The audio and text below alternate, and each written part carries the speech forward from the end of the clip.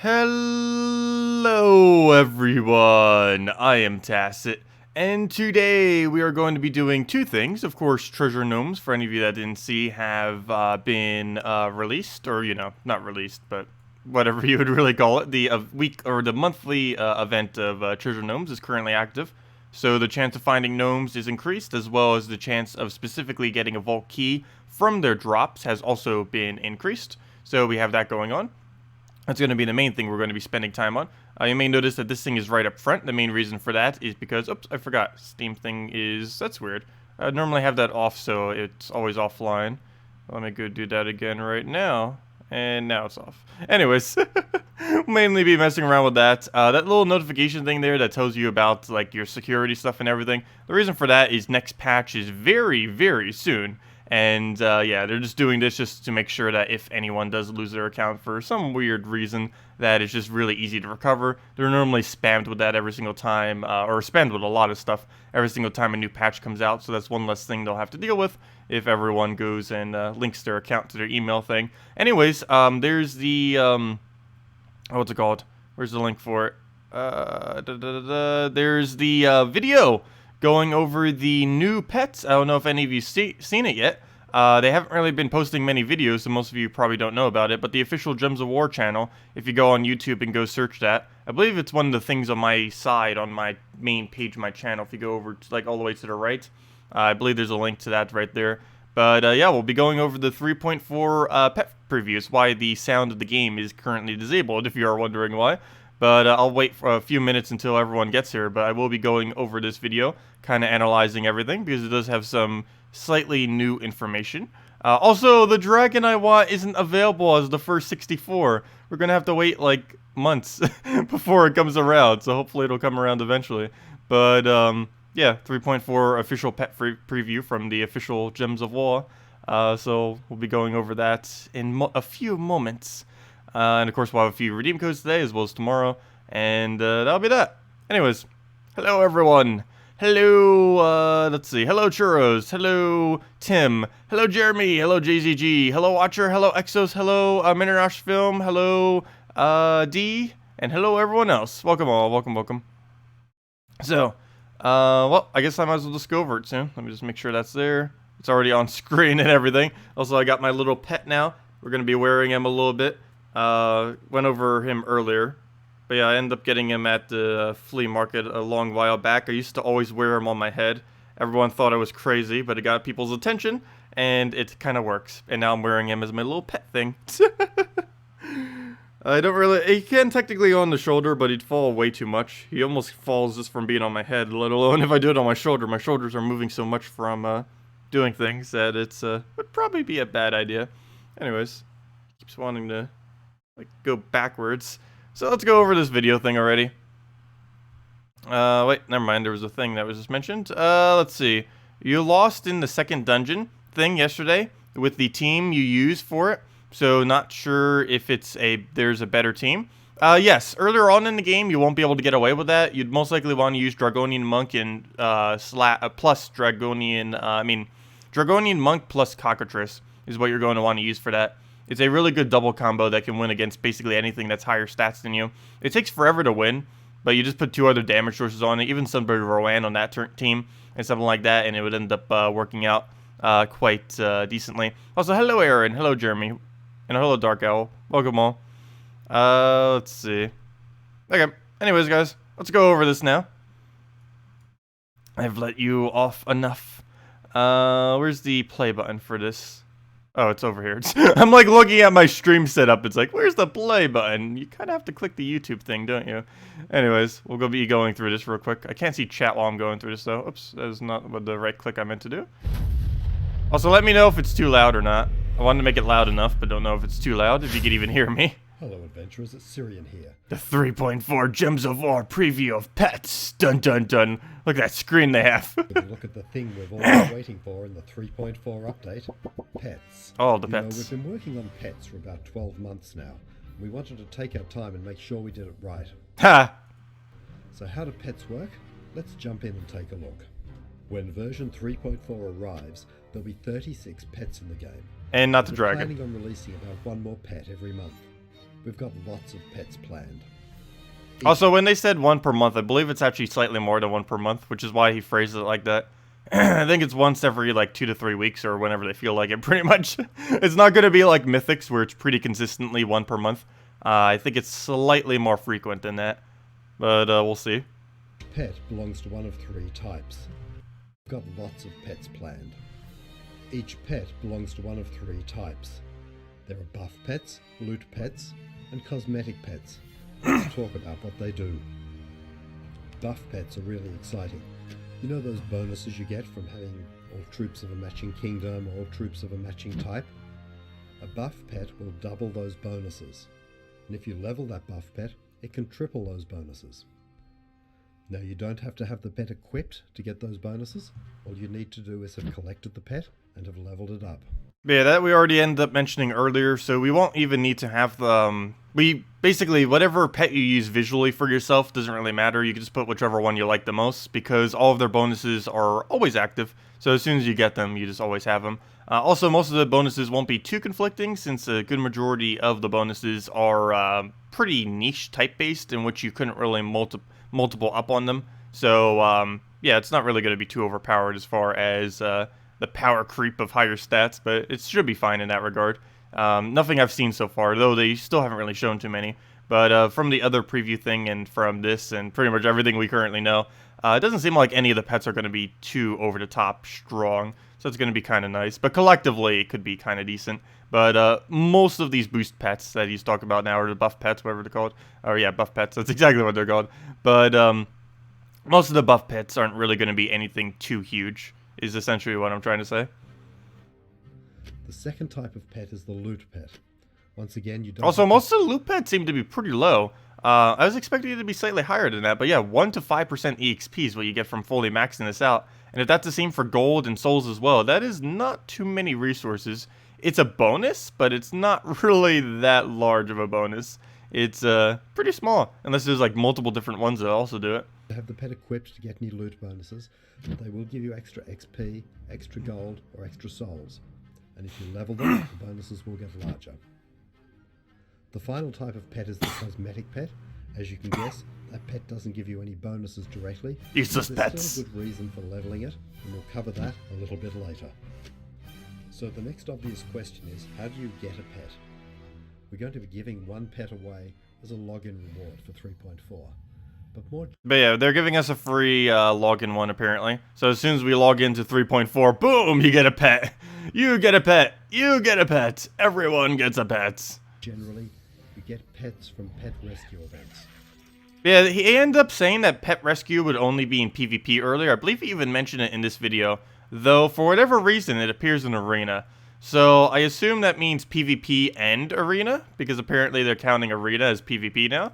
But, if that is indeed the case, not sure if arena farming would be worth it. I know some people do spend quite a bit of time to arena farm for trophies, so I guess they will still be able to go and obtain it. But from how he worded it earlier, it seemed like it would only be available in PvP. But yeah, apparently it's PvP, probably casual PvP, and arena. All 3 of those would apparently have it. I don't believe Guild Wars or anything would, because normal gnomes don't appear there or anything like that. But yeah, just kind of standard PvP plus arena are the locations where you'd find one of these. And as he's about to mention, once you find one of these, it triggers for your entire guild, and it lasts for 1 hour. And during that 1 hour, you can't activate any additional ones, but all of the people from your guild will be able to go and get that pet. And apparently, he ends up getting some food from this battle, too. So apparently, not only is it good to find one of these for your entire guild, but whatever person in your guild finds it first and triggers the event gets an additional reward. So that's even more incentive to be the specific person to unlock it. Which makes sense, because you kind of wouldn't have as big of an incentive to be the person from your guild to unlock it. But they actually did add food to it, so the person that specifically does unlock it gets an additional benefit, which will make it so, like, there's not just a few people from the guild constantly trying to farm for them. There's an incentive for basically everyone to at least attempt to farm for them. But once the hourly thing is active, you would not be able to find another one for that hour until the hour has expired, and then the following hour, you'd be able to go and find one. Anyways. There are 2 ways a pet rescue event happens. You might meet a gnome in PvP, a special pet gnome, and if you defeat him before he runs away... Also, that mustache. Proc an impromptu pet event for you and your entire guild lasting 1 hour. Anyone who joins into that event... There's the white food I was referring to. I didn't pause it in time, though, but he did get food for it. Anyone who joins... White pet food he ended up getting. ...into that event has a chance of getting a pet, perhaps multiple copies of that pet to level it. As you can see, it lasts an hour. You can also win food from a pet event, and you use the food to level a pet too. The second way you can find a pet event is a regularly scheduled one. We'll be running pet events about once a week, and that'll be how we introduce new pets into the game quite often, via the Oh wait, once a week? Oh, I thought he said something differently earlier. Oh, never mind. Yeah. So it is indeed once a week then. So yeah, a pet event every single week. That is a lot of a pet events. Though they already have like up to 80 pets planned, or 81. So how many weeks is that? Math. That's 21 weeks. Months. That is approximately 5-ish months or so. So yeah, they have pets planned all the way until almost October already, as far as how many they have set. Of course, they're going to be making more after that. But yeah, they're already preemptively planned to about October. Which I believe is around the time they're going to be doing the next PvP update, by the way. They said later this year. It's either going to be the second to last update of the year or the last update of the year.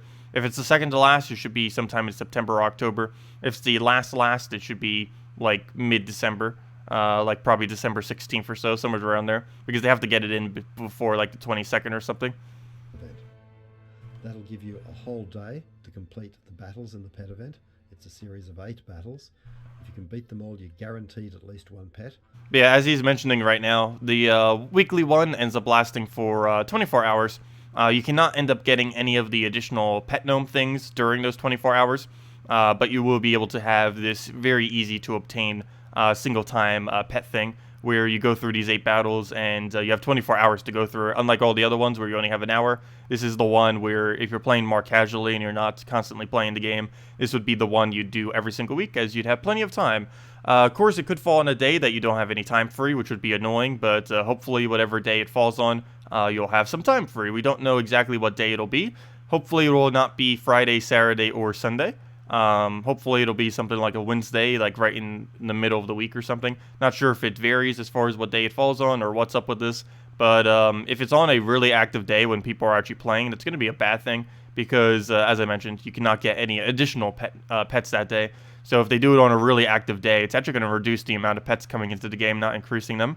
By giving this guarantee event. Actually, just in general, this guarantee event is going to be decreasing the amount of pets coming into the game, since you can't actually get any additional pets during the time. Once you complete out the weekly, daily, the weekly, day-long pet thing, you wouldn't be able to get any more for that entire day, whereas all the other 6 days, you'd be able to farm them infinitely, or at least theoretically infinitely. You could get like 23 to 24 events if you're up for 24 hours and your guild was actually farming that much. There are some people that intend to do that with their guild, though I believe realistically that will not be happening large scale. Anyways.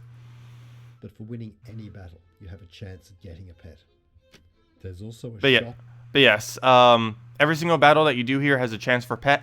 From my understanding, I believe the baskets also have a chance for pet. These baskets end up giving you... actually, yes, it even says that right there. If we go and pause it right at the thing. Any battle, you have a chance at getting a pet. So right there, baskets contain either a pet, some pet food, or some jewels. Oh, yep. 99% confirmed. Jewels are required to create pet food. I am almost 90% certain. So by the fact that almost every white or every pet food we've seen so far is white, and white pet food isn't eaten by a single one, putting this together, we already mentioned this earlier, but the most likely thing that's going to be occurring then is white pet food is going to need jewels of those color types in order to form them into normal colored pet food. So basically what seems to be happening here is you'll probably be able to create white pet food via diamonds plus souls. Then you would need to use white pet food plus a color jewel, one of the 6 color jewels, plus some souls in order to create it into a specific color pet food. The reason you'd want specific color pet food is because every single pet uses a different color, and whatever color they're using is the one they gain additional EXP from. Pretty much you'd only ever want to use the color of the pet food corresponding to the color pet.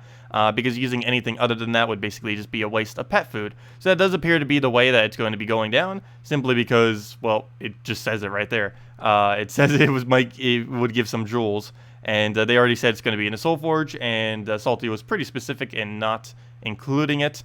So that does appear to be what will happen. But yeah, each one of these baskets isn't a guarantee pet, but it does have a chance of pet. And even if you don't get a pet, you're getting other resources that do go towards pets, since you might be able to make color pet food off the jewels, I would assume. And of course, pet food is just more pet food, which could either maybe give you exact color food, which will help, or it might just give you white food, which you can then convert into real food. There's also a shop inside each pet event, where you can unlock some extra chances of getting more pets and more food. Also, I forget the exact cost, but if I remember correctly from what someone mentioned earlier, it is 1,050 to buy all of these. Of course, you could just do quick maths and go through all of them again through the video. I didn't bother doing the math myself too early in the morning for that kind of math. But yeah, I think it's around 1,050 to get all of these. Obviously, you wouldn't be doing this on a regular basis. Given that it's on a weekly basis, no one in the entire game has enough to throw down a little over 1,000 gems every week. On top of everything else that you're already throwing gems on every single week. So, yeah, realistically, no one will be constantly getting these little pet pack things. But it might be worth considering on pets that are actually viable for one reason or another. So do keep that in mind. But for the most part, most people probably won't be spamming these too heavily. Maybe the first few, like here and there, especially initially when it first comes out. But these things, I don't think most people will be going for unless the pet is just absurdly good for whatever reason. And this will be associated with newer pets that come out too. So let's say a new pet comes out, maybe you really, really want to get it maxed for whatever reason. This is basically what this shop is made for. Because the prior to these things coming out, whenever one of these comes out through one of these weekly pet rescue things where it has all these little shop things, these kind of events are always going to be new troops. Or not new troops, new pets every single time. Though, of course, you only need one of them to show it off, so you don't even need to spend any gems whatsoever to have a guarantee pet of the type. If you just want to show it off on your shoulder, you get it for free just from doing the 8 battles. Also, you do not need any sigils or anything like that in order to participate in these battles. You will automatically be able to play them, and yeah, as soon as you do all 8, you have you can do it infinite amount of times. As long as you get it done in those 24 hours, you will still get the thing. Also, let me go through chat because I can't see any of it right now, so let me just read through some of it. It's not loud enough. I can't really make it any louder than how it currently is, unfortunately. Is it like really, really quiet? Or, because that's about as loud as I can make it how it currently is. Unless I make my Chrome louder. Is it like way too quiet? Or, let me know. I can make it a little bit louder if you need. Let's see. Hello, hello Lexia. Also, I believe the link JZG just posted is the actual video. Let's see. Like every drug, the first dose is free. I know, right? No, pet's already out? No, I'm just going over a little preview video thing that the official Gems of War channel posted. But they are likely going to be released in the next week, assuming all goes well with their patch thingy. Let's see. Another gem sync? Yes, unfortunately, it's another gem sync. They are adding sinks on top of sinks on top of sinks. Anyways, let's see, where is the little thingy? So the next obvious question is, how do I level my pets? Well, you level pets by feeding them food, and you can obtain food from pet events. It's not quite as simple as just feeding your pets food though. When you first get a pet, it will have a level cap, and you'll need to raise that level cap by collecting duplicates of the pet and merging them together.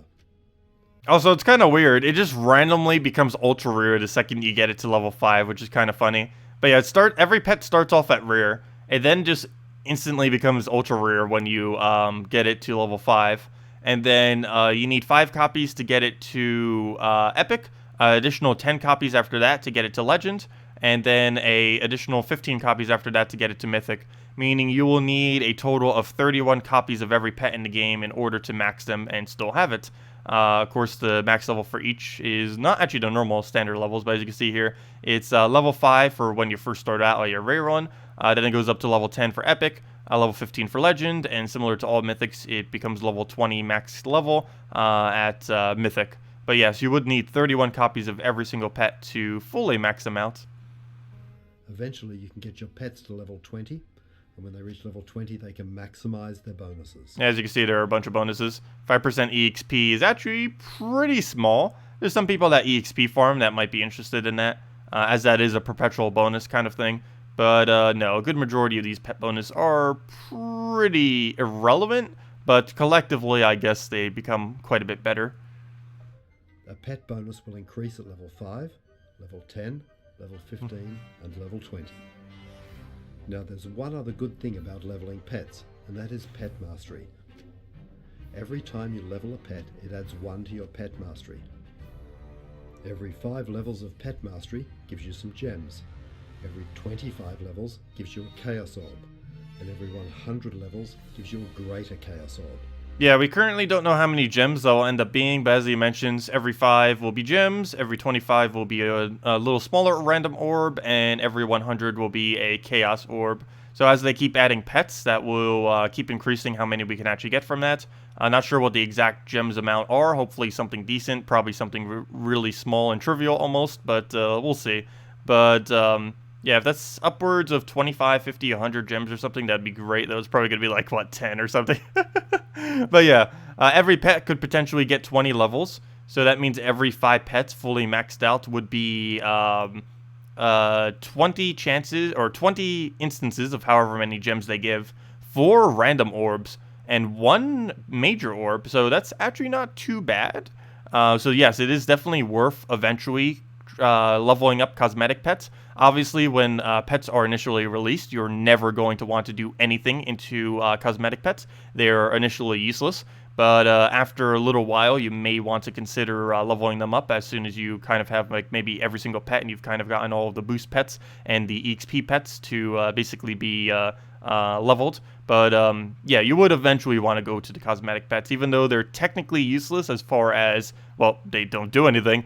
You would still want to level them because of the gems, the orbs, and the major orbs that they give. As far as more casually playing, you probably never want to touch them for a long while, because you need to spend resources to get food and all that kind of stuff. You can collect it over time, which is probably going to be the way that most more casual players are going to be doing it, is just kind of just, you know, doing what you would normally play and just kind of let them stack up over time and then eventually getting around to them.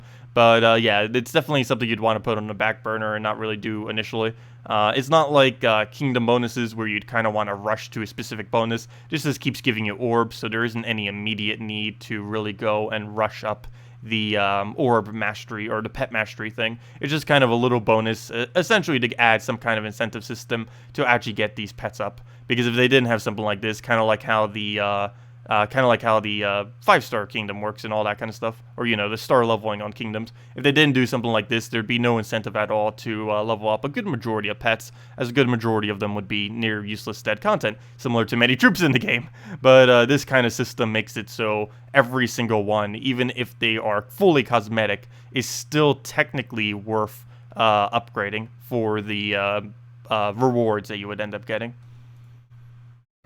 That's why it's even worth leveling cosmetic pets if you have the food to do it. Now there's one final thing for pets, and I think it's the most important, and that's how you display your favorite pet. And yeah, he's basically done going over everything relevant. The troops menu, you can select any pet, and that pet will appear on your hero's shoulder. Personally, I love my mini mimics. I've also seen a lot of right on the shoulder. Lucky the cat out there. And in fact, you can name those pets anything you want and wear one with pride. Oh yeah, you can name your pets anything, pets, but don't forget, as they mentioned. We've also got a new login menu, our new Doom Skulls, and not too long after the update hits, we'll have our new kingdom of Drak-Zoom, a long-forgotten dwarven mine full of all sorts of spooky and evil stuff. Thanks for listening, adventurers, and we'll see you in version 3.4. And that is everything. And of course, at the end, he just mentioned Doom Skulls and all that. Doom Skulls are a +5 skull that has a 10% chance of appearing onto the board. It explodes everything around it when taken or exploded or destroyed for 70% mana and does 5 additional damage. The 5 additional damage hits through all traits. It does not get boosted by traits, and you can boost ratio it by Hunter's Mark. And that's pretty much just a basic rundown of what a Doom Skull is. But yeah, every new skull that comes onto the board will have a 10% chance to be a Doom Skull specifically, and there will be some troops in the new kingdom that will be having Doom Skull mechanics. And as he mentioned, the new kingdom will be coming out soon after the patch, anywhere from 1 to 3 weeks after. They will be releasing the new kingdom, and that will be bringing, I believe, about 5 or 6 troops that have a Doom Skull mechanic on them. But anyways, guys, that is everything with the preview video. I just wanted to go over that real quick. I wasn't going to bother doing a whole separate video for it, so I just wanted to cover that at the beginning of this stream. Anyways, time to go farm treasure gnomes, as it is the treasure gnome event. Let me go get rid of this. Where on earth is this window capture? I know it's around here somewheres. I know you're out there. Where'd it go? It's buried in too much interface. Anyways, there's one other thing I wanted to go do real quick. Oh yeah, turn the volume back on. Because I currently have the Gems of War volume of the game completely disabled for the purpose of watching the thing. And there we go. Anyways, let's go move this to the corner. Let me go move that back into the rest of my videos. Move that over, and we should be good to go. Anyways, let me go back and read through some. Sorry for not reading chat as much. It's kind of hard when the thing is almost full screened on the screen, and I only have one monitor. Can your hero ride the pony? No, you can only have it on your shoulder. No riding the pets. Let's see.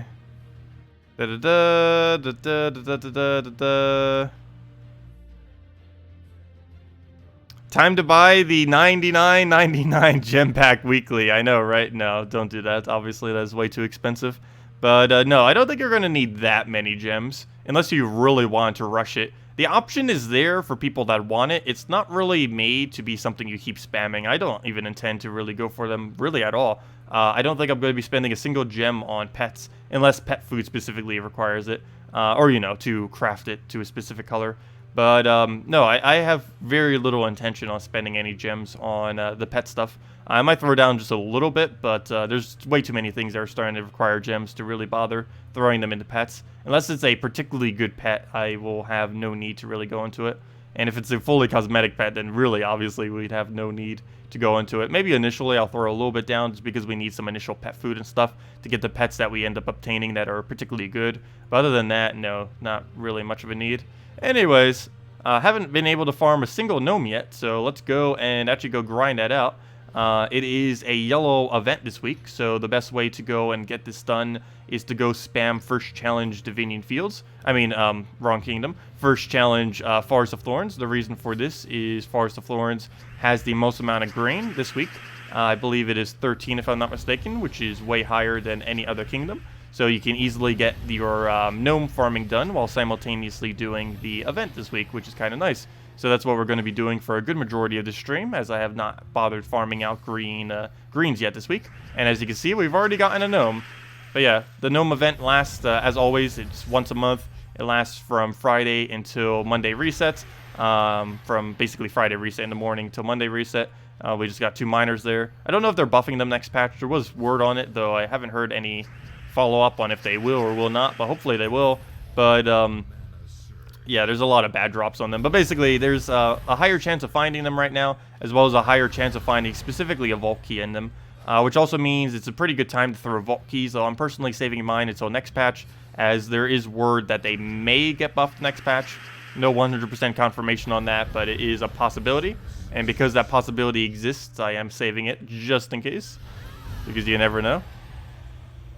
Have you come up with a good Willow team yet? I mainly just been throwing it into other AoEs. I haven't really been using it with Beast or anything. I've just been running it in standard Gorgulfa, AoE Troop, Mana Generator, that's likely a Brown, and another AoE. That's all I've really been running with it. Is it anything really over the top? No. Mainly because Sylvania Mora also wasn't anything over the top, and there just isn't really any excessively good synergies with it as far as double AoE is concerned. Double AoEs tend to be more like Ward Breaker into another troop, more so than like a Willow into something else. While Willow is decent as far as damage and everything, it's not as strong as other options, unless you're really early in the game, in which case that boost ratio is stronger than other options. But for most people this late in the game, Willow is actually pretty average. I was expecting it to be just a little bit better than that, but no, it's been pretty average so far. as far as its functionality. Oh, we already got an arcane. I don't really need many arcanes though, but I'll take it. Better than less arcane, so we'll go take the skull there, throw a firebomb, and should pretty much be good to go. Let's go throw Rowan down. Also, hello Bethany, hello Greedin. Welcome everyone. But if anyone is curious, we ended up doing a overview of the pets earlier during the stream, so if any of you want to go back and look at that, that is there. Hopefully the video will actually render out this time, so when I say that that is there after the fact, people won't be like, wait, where is it? Because sometimes when I upload the stream after the fact, it has a weird rendering delay thing, and sometimes it only shows 2 hours of the entire stream. And of course, if it only shows 2 hours, it's probably not going to show the thing that has the pets in it, unfortunately. But if you go back now, you can easily see it. If you're watching this live right now, which is all of you, because it's not after the fact yet. Also, hello Cody, welcome. Was it confirmed that you can't scrap pets for food? It was never confirmed one way or another, I don't believe. I believe one of the screens did say that you could scrap them though. But I don't believe they verbally said that you could. But I believe you can. I am pretty sure you can scrap spears of a specific pet into pet food of that specific color. So let's say you have 35 copies of one. You get it all the way mythic. You now have 4 copies. You could scrap the extra 3 copies for pet food of that color. That appears to be what you'll be able to do. I know that sounds kind of weird, but yeah, I believe that is the way it works. Which I guess does make sense. They have to do something with them. You can't just leave excess pets there and have no way to get rid of them for some kind of exchange rate of other resources. That does mean once you start reaching maxed out pets, you will start to get a lot of food. And it will be pretty easy to eventually reach a point where you have upgraded pets to such a degree that you will no longer need additional pets nor additional food. Kind of like how troops are currently, and souls. It's the whole soul pet. I mean, the whole soul troop issue that currently exists in the game is going to be the same thing that's going to eventually happen with pets as well. Initially, obviously not, but give it like 6 months, and late game players will easily be to the point where they have every single pet fully maxed and enough food to fully max every pet that ever gets introduced to the game. And of course, the weekly pet thing that occurs will be the way that the only thing that people may sink their resources in, because even though they might have enough to fully max it out, they would still need to get additional copies of it. And the only way they could possibly get additional copies of it would be to throw gems at it. Would it be worth throwing gems at it? Probably not in most situations. But there are definitely going to be the people that still do it. Now we'll go throw that down and go from there. Also, hello Max, welcome. You just got a Vault Key, congratulations, very nice. So far we've only gotten one and it had nothing of value. Which is pretty much how gnomes go. More than 2/3 of their drops are near useless. It's either like 2,500 gold, 100 souls, or 2 double trait stones is like 66% of their drops, which is horrible. But yeah, the rumor is they are getting rid of the 100 soul drop, or maybe even just souls in general, as well as the 2 times trait stone drop, which currently makes up about 30 to 40% of their drops right now. And it's among the absolute worst drops they have. And it really reduces down the value of how much you get from a gnome. So if they do indeed remove it, that would greatly increase it. Even if they don't even replace it with anything else. I thought that was the thing for the gnome for a second. That awkward moment when you're, when the trait stone you get from your battle is better value than what you get from your gnome. But yeah, we got 2,500 gold from the gnome. But yeah, so far 2 gnomes, not too bad. I'm not going to be keeping track of gnomes, by the way, if you're wondering why I'm not keeping track. We've kept track like 2 weeks now, and I think we kind of have enough data between everyone else's data as well on those past threads that I don't think we really need to keep tracking of them. It just makes it go slower, if anything else. And if we truly wanted to, I could go rewatch this entire stream and count it up that way, if we really wanted to get data. But yeah, I'm not going to be keeping track this time around. It's going to be the first gnome event I'm actually not bothering to track them. Every other one we've had so far. Actually, this is the 3rd one ever, if I'm not mistaken. I should probably start numbering them just so we know how many have gone by. because I am kind of curious on that. I like to number everything if you guys haven't noticed. Like, almost, like, what, 3/4 of our videos now are basically numbered because of the, events and such. I mainly like it for the chronology of it. Makes it look all neat, and also makes it really easy to tell which one came before what. I think another thing I should have done that for ages ago is mythics. We do have things that tell us when the mythic order is, but just from looking for my videos, you can't really tell which mythic came before what other mythic, unless you specifically look at the time that the video was released. Anyway, Sunbird dead already, one shot. Can you get pets from a vault key? No. To my understanding, that will not be possible. The only way you can get pets are, for one, they're giving one out as soon as you log into version 3.4, though I don't think that's going to be normal. But the two main ways you obtain pets are from pet rescues that occur once a week, every single week, which will last for 1 day, and you have 24 hours to go get your pet. People that play casually, these are the main way you'd obtain a good majority of your pets, is from the weekly pet thingy. And the other way you obtain pets is from pet rescues. I just said pet rescue for both, because I think they both are called pet rescues. But basically, there's a way to trigger it through PvP, and apparently through Arena as well, where basically what you do is you find a little pet rescue, or not a pet rescue, but you find a pet gnome, you kill out the pet gnome, and by killing out the pet gnome, you then get yourself a pet rescue in your guild. And then you have 1 hour, everyone in your guild, to go and do it. Anyone that participates will end up getting the pets, and then whatever other rewards you get from it, like food and such. And anyone who doesn't participate in it just won't be able to get anything from it.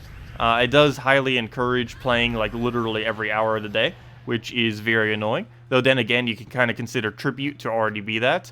Though the concept of pets is definitely pushing that quite a bit more. I'll probably be leaving my game idling most of the time when I'm actually around it, just so I can keep farming that, especially initially. Same thing kind of happened with Tribute. Basically, what happened with it is when it initially came out, a lot of people were like kind of all over it and trying to like get it every hour and everything like that, similar to how the pets are going to be upon release. But probably a month or two after the fact, no one's really going to be being that paranoid about it. But I will be, at least initially. Just because, of course, I want to get every single pet, at least to a single copy, if nothing else. I ideally want to get them to pretty much base legendary, if I can, pretty early on. Not really that big a deal, but it will help with guild wars and stuff like that. I believe base legendary is 2.5 times multiplier for the stats, as well as just more levels and more orbs in general. Also, as far as Zugoff is probably going to be crafted very soon after next patch by the first people, because there's going to be a lot of orbs introduced to the game the second pets get released, because every single pet will be at level 1 when you initially get them, so you have a long ways to go to get them leveled. Although then again, I wonder what will happen with VIP system, if they're going to be doing anything with that, because currently with the VIP system, your troops start at level 5, or level 10, or 15, or 20, and stuff like that. I do not believe they apply to pets, which is kind of weird. Well, I guess that makes sense, but, yeah. So the whole VIP thing isn't even going to do anything. I know that's not applicable to most people, but still. It is an aspect of the game. It is around. What's stuck on my head? A little lizard. A little lizard. See? A lizard. He's our little pet. I don't know if any of them actually look like a lizard or not. Oh, by the way, let me go bring them up and show you guys what it looks like, too, all the pets. We do know what the visual looks like for every pet now. And there's a nice little graphic, or someone took a screenshot of every single one. We saw it in the previous video, but I just want to go bring it up real quick, because it went through very, very quick, and this is a nice static way of looking at it. So let me go get this link. Hopefully this link works. I have a feeling it's not going to work.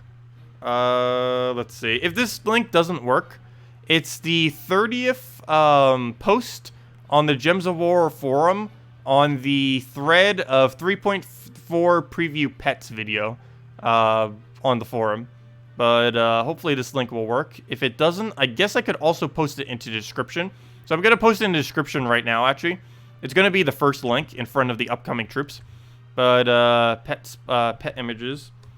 Pets images. Okay, it's in the description right now. If you click refresh on the page, it should refresh it, and the first link is the link to the video.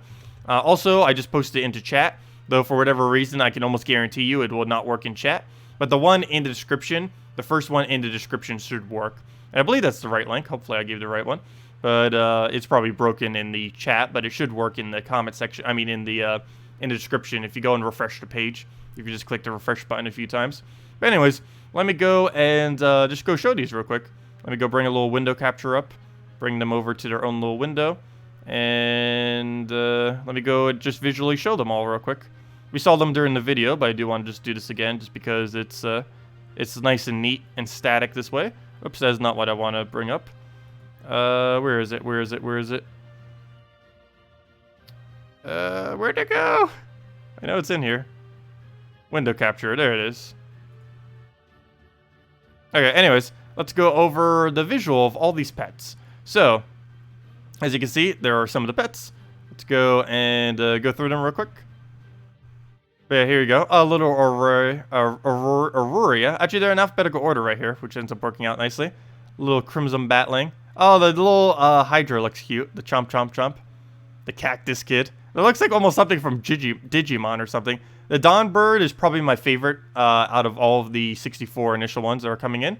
Oh, the Fox looks pretty cute too. The Fennekit. Also, I need to figure out nicknames for all 64 of these. Oh yeah, the Griffling's also pretty cute. Though it's a little angled a little bit weirdly if it's actually on your shoulder. Doesn't look like it would fit that well.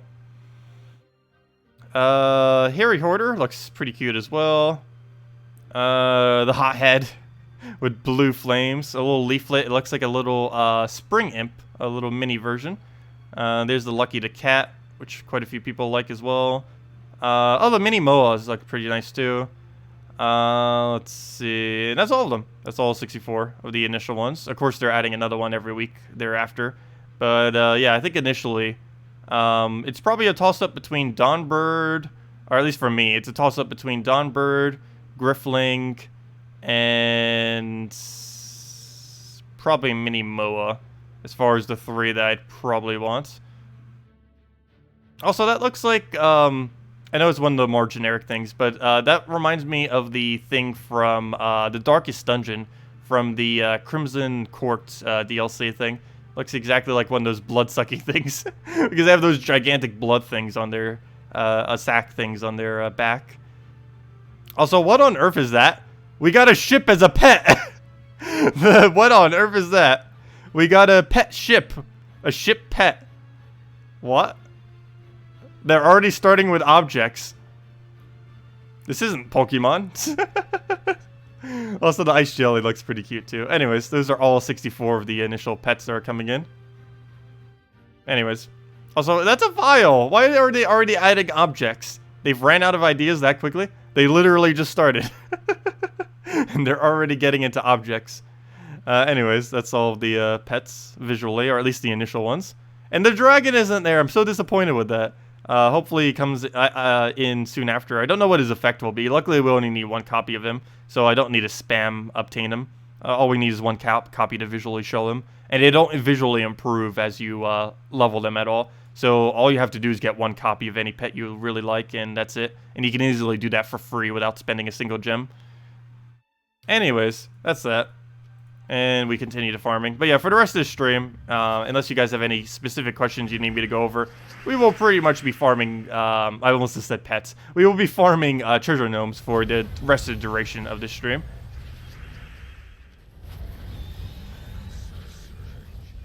Okay, we'll go throw Sunbird down. And there we go.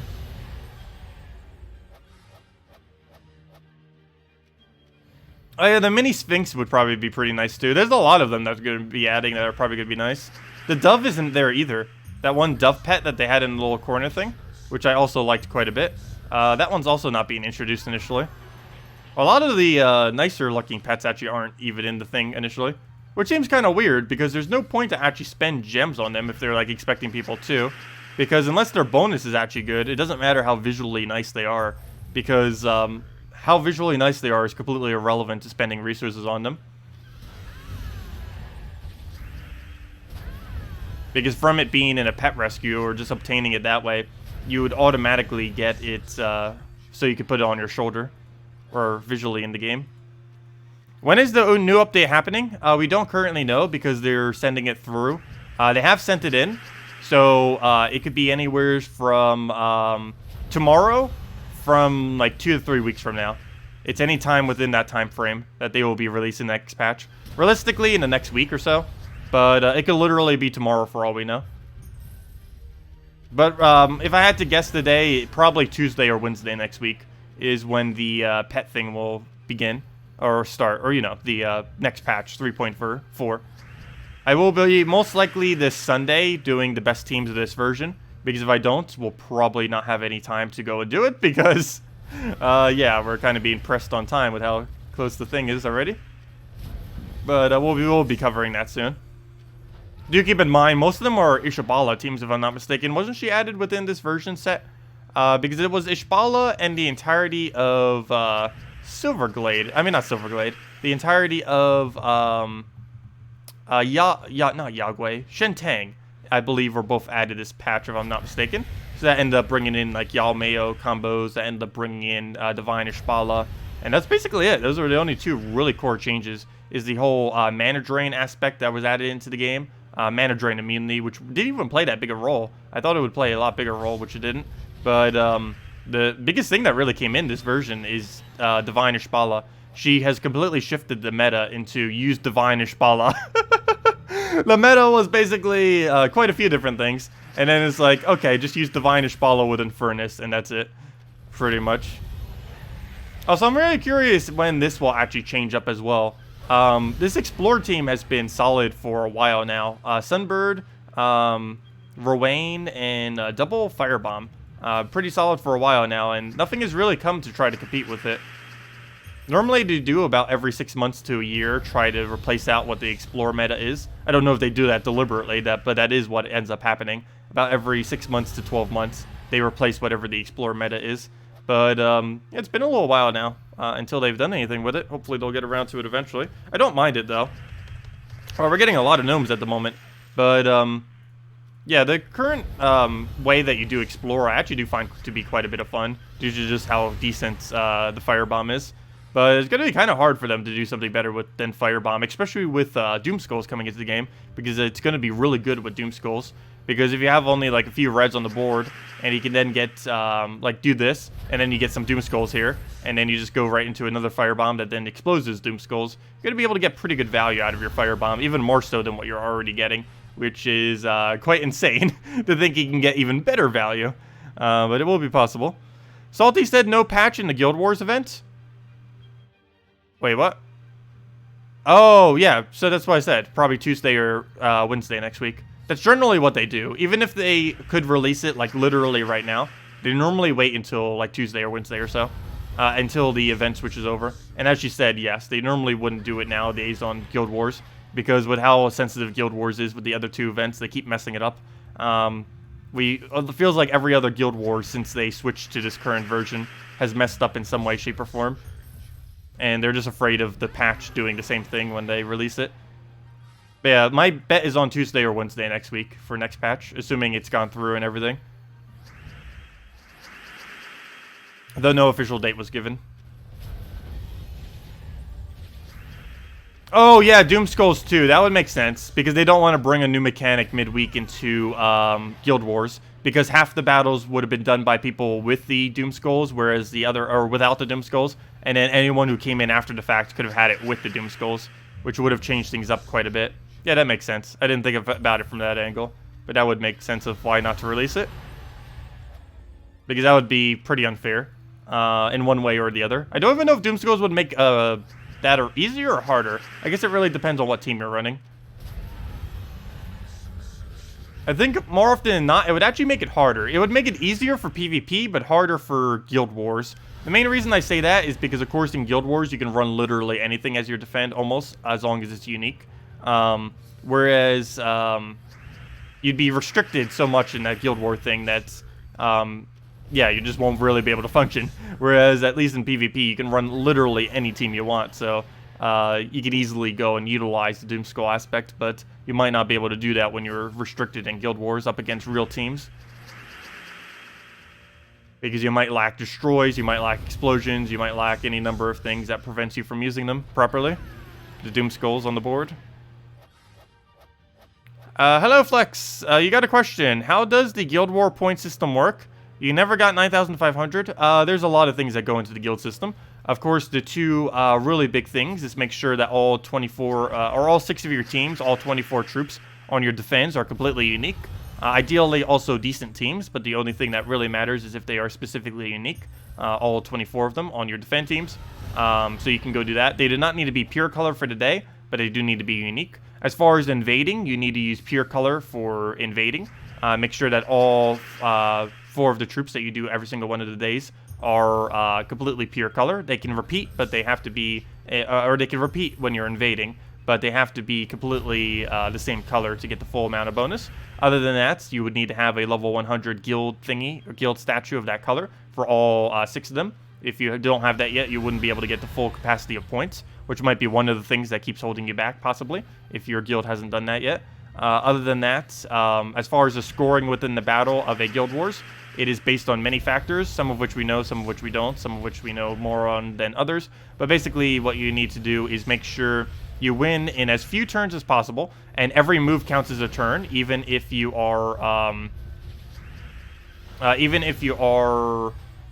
doing multiple extra turns. It still counts as a turn every single time. You would still want to do extra turns, because of course it would count as 2 turns. If you do a turn, then the enemy takes a turn, then it's back to your turn. Well, that just used 2 turns, whereas you could have just extra turned once, and then boom, you still counts as 2 turns. But it's still good to extra turn spam, but you can't just like infinitely extra turn spam. Each one of those do still count as a turn. Other than that, you need to make sure you do more damage than the enemy. I believe you need to do, to get full capacity of points, about 4 times as much damage as the enemy. You need to try obtaining about 4 times as much mana as the enemy. And you also need to make sure that you win the battle with 4 troops remaining. It doesn't need to be all of the same color of the day. You can use any color summon. But you need to make sure that you either end with 4 troops, or if you lose any troops, you resummon your entire team to 4 troops by the time you end the battle. And other than that, yeah, that's about every aspect, I believe. That's really taken into account. I believe there's a few other kind of smaller hidden ones that have a small role, though don't really play that big a role, but impact it slightly, most of which we don't really know about. But yeah, that's a good majority of how the points get calculated. Basically, what you want to do is run exploders that also do full AoE damage. And if you do that, you're going to get the maximum amount of points. Or at least troops that are similar to that kind of aspect will maximize your amount of points. Doing things that have single targets or end your turn after doing them will lower your points quite a bit, even if you can consistently win. It's why whenever you see me using, like, let's say a famine team in Guild Wars, while our win rate would likely be really high and almost 100% most of the time, like 98% or somewhere around there, or probably 95, who knows, but it's ridiculously high percent win rate. But unfortunately, whenever we use it, we normally score more like 9,200 or 9,300 for today, mainly because as far as how the point system is concerned, he's really bad at keeping up high points because he doesn't do any explosions. His damage is single target, so if you do excess, it doesn't get any damage. Whereas an AoE, let's say like a famine, let's say he does like 80 damage to a single target. That's a lot of damage. It would probably actually kill them. But compared to just a standard like 25 damage AoE, which isn't even that high, you're getting more value out of that 25 damage AoE that might cascade into some other stuff off of, let's say, like a KrissTigger doing a bunch of removes than you would get off a famine cast or some other single target like a famine.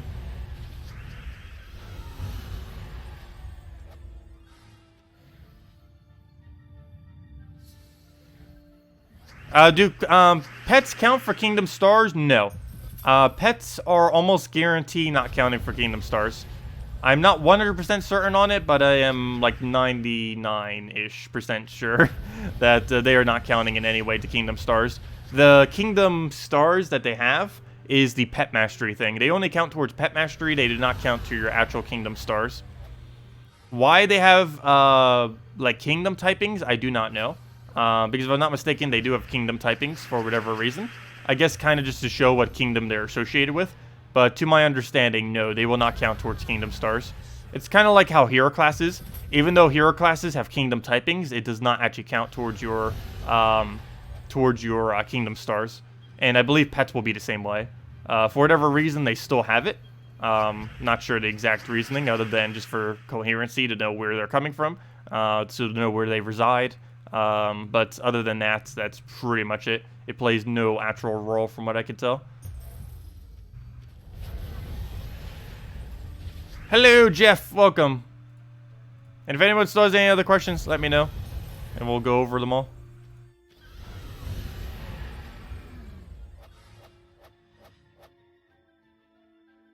Yeah, what Jordan just said is pretty much every single detail that you would need to know.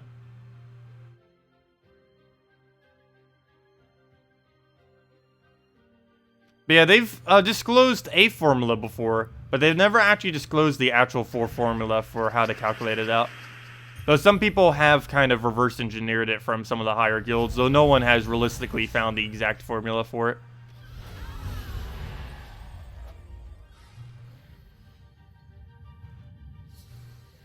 But yeah, generally the consensus for Guild Wars is basically run as many high damage troops that also accumulate mana simultaneously. That's pretty much the entire meta of the game these days, not just for Guild Wars, but particularly for Guild Wars because your points actually matter doing that. But basically every aspect of the game, other than maybe Explorer, actually even Explorer I guess technically too, but pretty much almost every aspect of the game is centered around that, where you want to be using troops that do not end your turn, that do high impact damage, while also simultaneously accumulating mana to some degree, even if it's really small, as long as it has the board control. Like even Firebomb, while it's small, you saw right there, we got an extra turn, there we got a red into a skull. Even with just a few explosions, a few anythings, you can still get a lot of value out of it. And things like that is stuff you really need to be using, because they're just so much better than other stuff. Even if something does like 4 times more damage, like let's say some kind of mythic like Catches the Bull, which is really high impact, it's sometimes not as good as something that's like mid-range or even lower range that has at least decent to some degree of board control. Are there any new kingdoms in the next update? Yes, there's a new kingdom, a Dwarven Undead kingdom that's coming into the game. That's mainly going to be including dwarves and undead. It's some kind of haunted mine, I believe he said. But it's coming in soon after next patch, about 1 to 3 weeks after next patch comes out, probably next week or so, whenever that is. But a few weeks after that, anywhere from 1 to 3 weeks or so, the new kingdom will be coming. It's going to be bringing in troops that have the Doom Skull mechanic. Hey, 5 gems, it's the best drop we got so far. But it's going to be bringing in things that have like Doom Skull mechanics and stuff like that. Wow, double back-to-back gnomes. We've been getting pretty decent gnome luck today, so far. We've only been farming gnomes for like 20 minutes now. We've already found like 6 or 7. So that's way above average. And, oh, come on, not this again. Our arcane drop is better than the gnome drop. I hate when that happens. Or when our tradestone drop is better than the gnome drop, I mean. Oh, so that reminds me. That's something they haven't done yet, have they? A 2x tradestones when you can do it on Explorer. I think they might have done that like once, but... they need to do that again sometime. I don't personally need it, but that would be a fantastic time to go farm tradestones, especially if it was given out on a week like this where the treasure gnomes are active. Oops, I should have threw a firebomb first. Oh well, won't take that long to get our mana right back up, and that's that. Take a sunbird at it. But yeah, so far based on the 64, I'm definitely going with the little sunbird thing. The main thing I need to do now is figure out what name I want to go name every single pet. So what I'm probably going to do is screenshot the 64 pet thing. Spoiler, if you go into the description right now, there's a image of all 64 of the initial pets being released. And I'm probably going to go into Photoshop and just like put over top what I'm probably nickname all of them. So that when I get them, I'll go and have them available. So I don't need to think of anything. Or of course I'll take suggestions too and stuff for some of them, because some of them I'll have no clue what to name them. Seriously, what's with all the gnomes? I know it's the event, but we're getting way above average drop rate for them right now. Unless they just randomly increased it all of a sudden. Is anyone else getting this lucky, or are we just really lucky right now? Because our I thought that was Volkey for a second, 1 event key. They need to remove 1 event key from the drop table, or make it 2 event keys as a drop. That is so ridiculously annoying. Every single time I see a 1 event key drop, I always think it's a Volt key. Still, 1 event key isn't horrible, but 1 Volt key is definitely better.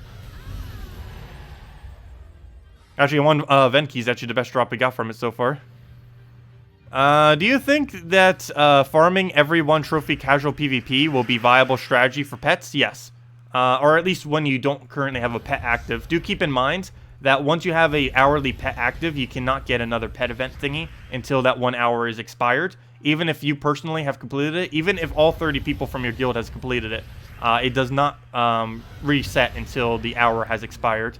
So do keep that in mind. So obviously for that other duration, you'd want to be doing other stuff, like either just playing normal PvP or doing other game modes or just playing a different game in general. But yes, you would initially grind out probably 1 trophy spam. Keep doing that until you find a pet gnome, or until someone in your guild finds a pet gnome, and then you go and do that event. Then you just either play other content in the game, or 3 trophies / 2 trophies, or just do something else with your time. My game plan for it is I'm likely going to be leaving my game idling and throwing down a few PvP here and there, kind of spamming it on the side while I'm doing other stuff. But yeah, I will be idling my game a lot starting next patch, at least initially, to try getting every pet, because I do not intend to spend many gems on it, so I will need to do it that way to get all the pets. What's on my head? We have a little lizard. A little lizard. For the pets. I'm gonna be wearing him for a little while. Yeah, we have a little pet lizard. Also, I can go bring out the, where is he? Go bring out the, snake, too. I seriously used to walk around at, flea markets. Like, you could ask anyone who's ever been there. I would literally go like this. Well, not in a rope, oops. But, I would have a, I would have this guy on my head, and I would have this guy around my neck. And it would get everyone's attention, which worked out nicely. Easiest way to ever sell anything. But yeah. It was my strategy for flea marketing. Also, I just liked wearing them for fun. Like I'm doing now. But it was extremely effective. Let's see. Let's go get that done. And keep progressing. I love that this kingdom has so many 4x greens. Very rarely would you get that many 4x event gems from an actual kingdom event thing. But I think 85% of this kingdom is green. Actually, probably even more. I think it has like 15 troops or something and like 13 are green. Ridiculously high amount. Hello, Sean. Welcome. Hey, wow. Seriously. So many gnomes. I should have kept track of how many we found this hour. I think this half hour we're at like 8 so far. Which is ridiculously above the curve of how many you would normally get. Well, too bad the loot from them's pretty bad though.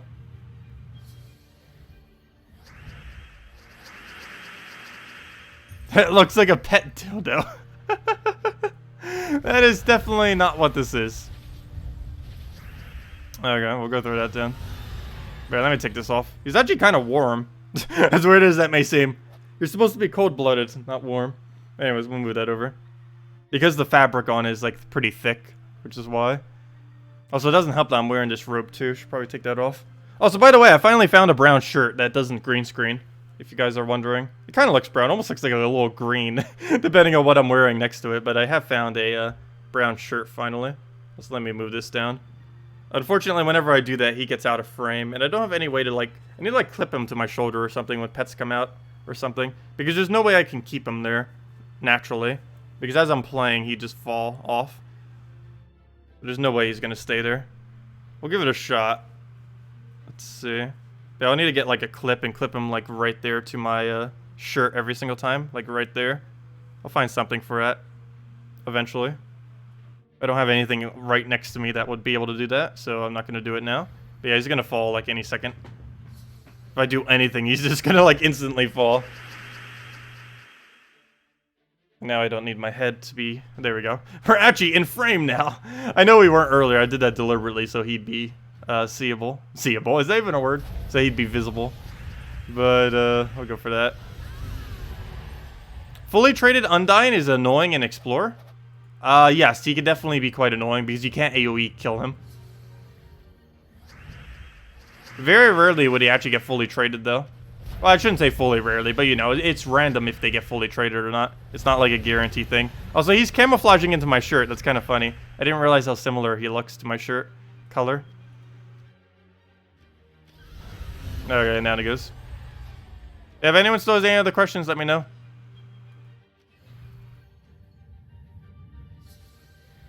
Also, hello, Rodizo. Welcome.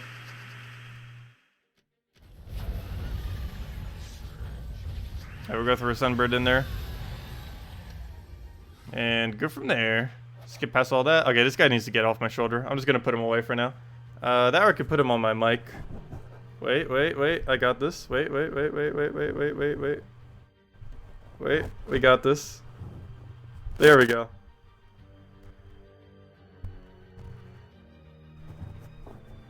He's perched on my mic. I got this. There we go. I found the solution. Also, does the audio sound any different? I think it should still sound the same, but there we go. There. We got a side snake. And I'm petting him. There we go. Got a side snake going on. Actually, a lizard. Same difference. Kind of. They're both reptiles. Anyways. We'll take that. Take that. Just throw a Sunbird at it. Actually, I should probably throw one Firebomb first. Now we'll throw a Sunbird. And that's match.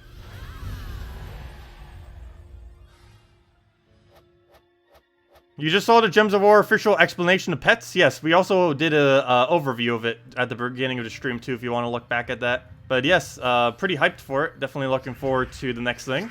Hate that they're making another gem sync, but there was already pretty much a guaranteed chance that they were going to be doing that. We all pretty much knew that was going to happen. Like, that's not anything new, information-wise. But, yeah, it is unfortunate that they keep adding gem syncs without adding as many gems, though, again, we don't know how many gems we can get from gem masteries, though. We do know that every 5 levels that you level your pets, you get gems. The only thing we don't know is how many gems do we get. So, hopefully it's a decent amount, probably not. But yes, every 5 levels you get is indeed additional gems, so hopefully that would be good. Please explain the new gem type. The new gem type is a Doom Skull. A Doom Skull will have a +5 over top of it, which will identify it. Whenever you take this Doom Skull from the board, either from destroying it, exploding it, or taking it manually from taking a match of skulls, it will end up exploding, and it will accumulate 70% of all the mana that explodes, but it will do a standard explode. Every single gem around it will end up exploding, it will accumulate 70% of its mana, and it will do 5 additional damage to the first slot on the opposing team. This 5 damage will hit through all traits. It will also ignore your own traits. It will get stronger if it has a 100's mark on it, so we'll do 10 damage. It does not count for a on-skull hit. So basically, let's say you have 0 attack. It will still deal the 5 damage. But let's say you have 0 attack, but you have, let's say, something like you freeze whenever you do damage to the enemy with skulls. It would not freeze the enemy if you did 0 damage +5.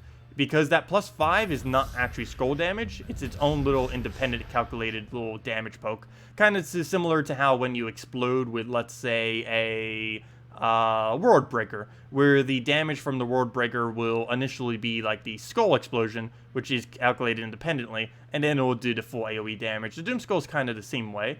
The skull hit will be its own independent thing, and the explosion thing will be its own little thing. The only real mechanical thing that we don't really know about, well, actually, quite a few things, but as far as what we know, like, pretty much nothing about, is how it interacts with Barrier. We don't know if it will remove Barrier before the Skull Poke, or if the Skull Poke will hit first and then it will do the hit, or if both of them happen simultaneously and both of them will get denied by it. I assume it's going to be one or the other, though, as far as one hitting before the other. But we don't currently know what its interaction is with Barrier. But as I mentioned, those are the other interactions with it, or most of the interactions. I probably missed a few of them. But essentially, yeah, that's what Doom Skulls is. The really easy abridged version is it does 5 additional damage when you take it in any way, shape, or form. That's all you really need to know. And it explodes everything around it for mana accumulation. It's the exact same mechanic from Puzzle Quest, except I believe it's going to be 70% mana instead of 100%. That actually hasn't been confirmed yet, though, of course, all explosions in this game are 70% now instead of 100%, so I assume that mechanic will be as well. And there's another gnome. Do you know when the update's coming out? Sometime next week, most likely. though no official date has been given. But likely sometime next week, like Tuesday or Wednesday or something. Hey, 5 gems, that's not too bad. Hello, Durade, welcome. But yeah, sometime most likely next week, though no confirmation on that.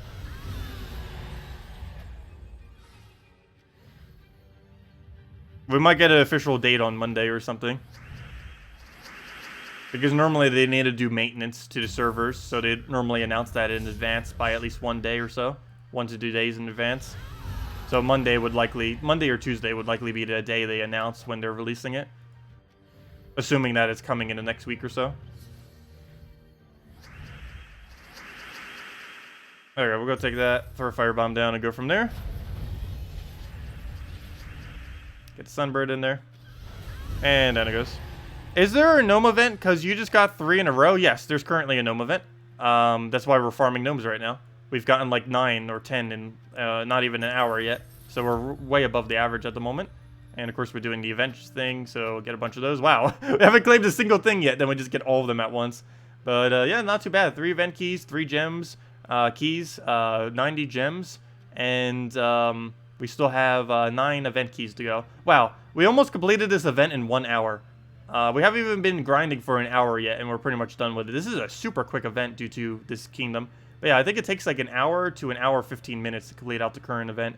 That is ridiculously quick, because we've only been going for like 40-50 minutes as far as actually grinding it, and I only had 9 gems prior.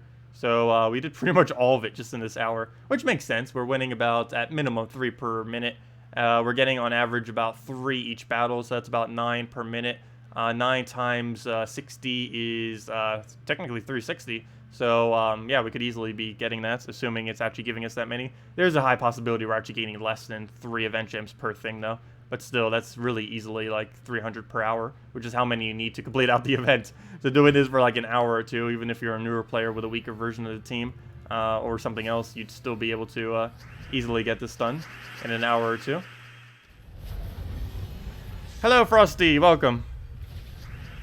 When do we get the codes? I don't know what I'll be doing the first code. I guess I'll give out the first code soon. Soon, TM.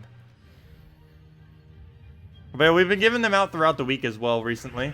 So I don't know if I'll have 2 codes for both today or tomorrow yet. I might just end up only giving out 1 for today. I'm not quite certain yet on that. But then again, I do have quite a few still left over for April. April's almost over, and I think I still have like 9 codes left for April. So, yeah. Maybe I'll give out a little bit more, I guess. Yeah, we ended up giving one out on Thursday randomly, or was it Wednesday? Forget what day it was, but I'm trying to give them out a little bit sporadically now too. We'll still be giving them every Monday, Friday, and Saturday, as far as the morning stream and everything like that. But I don't believe I'm going to be doing it as, or I'll be doing it like kind of more spread out, and probably slightly less on the Friday, Saturday streams. Probably just keep those to only 1 code, and then hand out the other ones throughout the week. That's what I initially would have done, but it's mainly Salty didn't give me enough codes to do so, but recently she has been giving me enough codes to do it that way. Any idea for Purple Day? As far as Purple Day Guild Wars, are you referring to? I normally just build entirely around a Dragon Soul or Azura if I have absolutely no clue what to build around. Also, Herdmaster is a really good alternative too for Exploders if you don't have absolutely anything else. Herdmaster is actually better on Purple Day than on Yellow Day. Mainly because on Purple Day, you're taking things like Purple Mana, whereas on a Yellow Day, you're taking things like Yellow Mana. And Herdmaster needs you to be taking Purple from the board, not Yellow, because you need as many Yellows on the board to get his ability to work. Similar to how Azura is better on Purple Day than she is on Blue Day, because you would have to deal with all of the other blues that you're taking. Whereas on the opposing color day, it works a lot better since you don't actually have to deal with the conflict of you constantly taking a color because you need it. But anyways, 10,000 gold right there. Very nice. Not too bad. You only managed to get 5,100 points for Guild Wars. Well, that can happen sometimes if you end up losing a few. Still not too bad overall. But is that with all 5 wins? If it is with all 5 wins, that's probably because of your guild statue things are probably a bit lower. Quite a bit lower if you're getting that much lower with 5 wins. Any idea for Brown Day Guild Wars? Normally Brown Day Guild Wars, I do Gorgoltha Corvash and then build 2 other troops. You can pretty much do anything around Gorgoltha Corvash and win. it's a pretty consistent win. It's not really good for scoring, but it gets the win rate. I think it's like 9,200 score on average or so, but it's decently good at winning. Biggest issue is when they have a good third or fourth slot. One alternative to this is putting a famine on your team, but obviously most people don't have famine. You could go with the Occatrice combo, or the Occatrice route instead. Occatrice, or the Cockatrice thing, ends up entangling, plus mana drain, plus brown accumulation. It's one of the few browns in the game that also creates brown mana, and you can use that in place of a Gurgulfa. It's a lot cheaper of an alternative to Gurgulfa if you don't have Gurgulfa. In some instances, it's actually better than a Gurgulfa, especially if you don't own a famine or anything, because you need it for mana draining things like third or fourth slot if you can't reach it with a Corvash. Highforge is also a pretty nice option if you have it laying around. Really good summon for Brown Guild War Day. Also has a ridiculously good boost ratio that would work nicely if you're earlier on in the game. There's not much to boost ratio off on the team, but of course, if you're losing and then you summon some dwarves and then you get a boost ratio off of that, then you can really easily make a comeback off of him, assuming he doesn't die. Yeah, Brown Guild War Day, basically anything around Gurgulfa Corvash that you're capable of building is the easiest way of doing. Or Cockatrice Corvash if you don't have a Gurgulfa fully traded. Corvash is pretty essential though. He's one of the, if you were to ever get him, the biggest purpose he has these days is for running Brown Guild War Day. I guess technically Blue Guild War Day too, but I mainly run him for Brown, personally. Just because he's such a core troop for that day. Also, while currently no team really works for it, one other combo that does exist on Brown Guild War Day too. Well, actually there technically is a combo, though it's pretty clunky and dangerous to use. But a Honor Corvash is really strong because Guild War does count as PvP, so you do get to 10 to all stats on your Honor if you were to use it within the game mode. And the combination just gives you a lot of armor. There really isn't anything under Brown that uses high armor, though. There's two troops. There's Setite Warrior, and there's Guard's Avatar. Problem is, using something like Guard's Avatar is way too high risk if you're using that as your only damage source, because if it dies, you instant lose.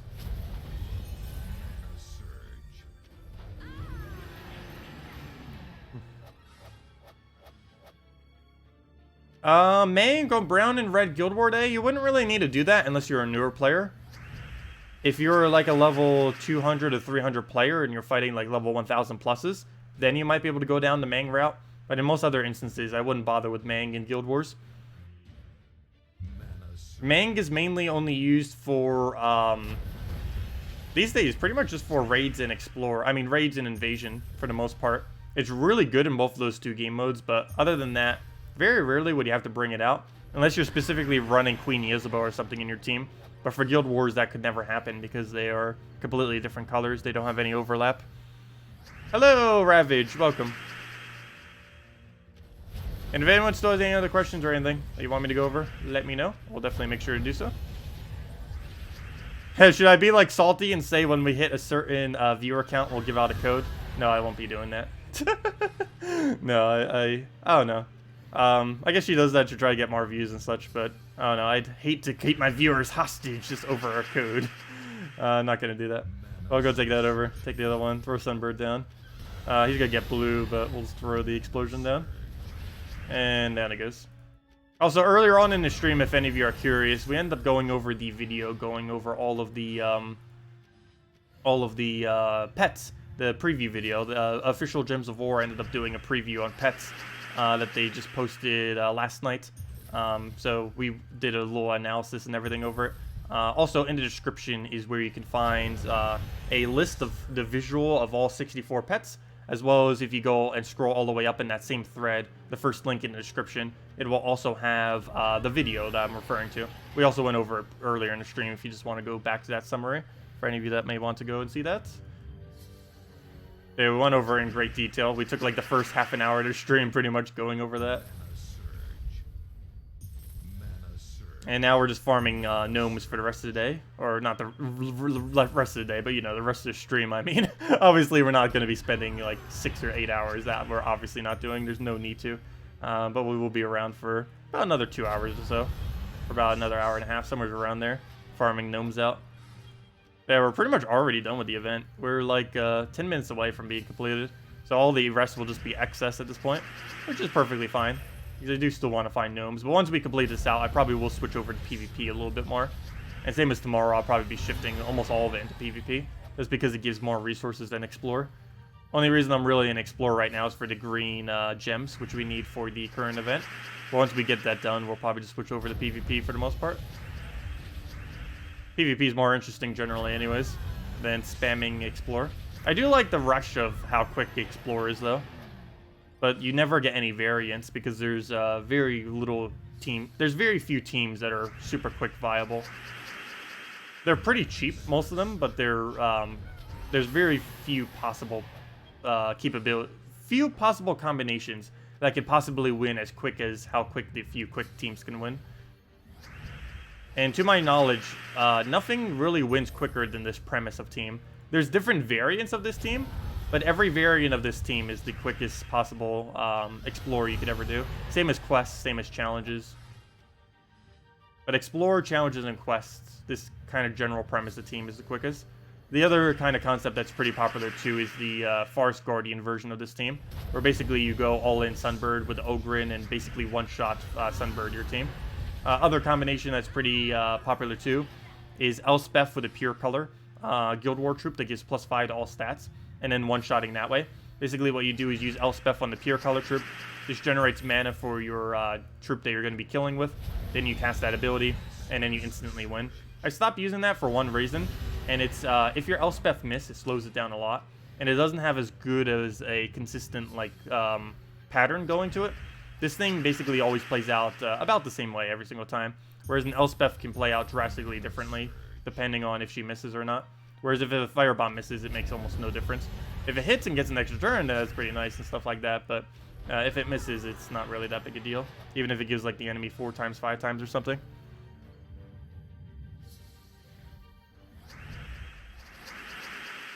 Yeah, actually, you know what? We'll give out the first redeem code once we hit the 300 event gems, which I think we only need like 70 more. And that might sound like a lot, but this is a week's event. Takes like 1 hour total to complete, so it's only going to take like another 10 minutes. Actually, I think I already hit it. Oh, never mind. That's my mail. Oh, that's from our level from earlier. 100 glory and 1 event key. Could you imagine if it gave 100 event keys and 1 glory instead? Anyways, we only need 32 more. Yeah, this is going to take no time at all. But yeah, we'll give a redeem code once we hit that, I guess. It'd be the perfect time, I guess.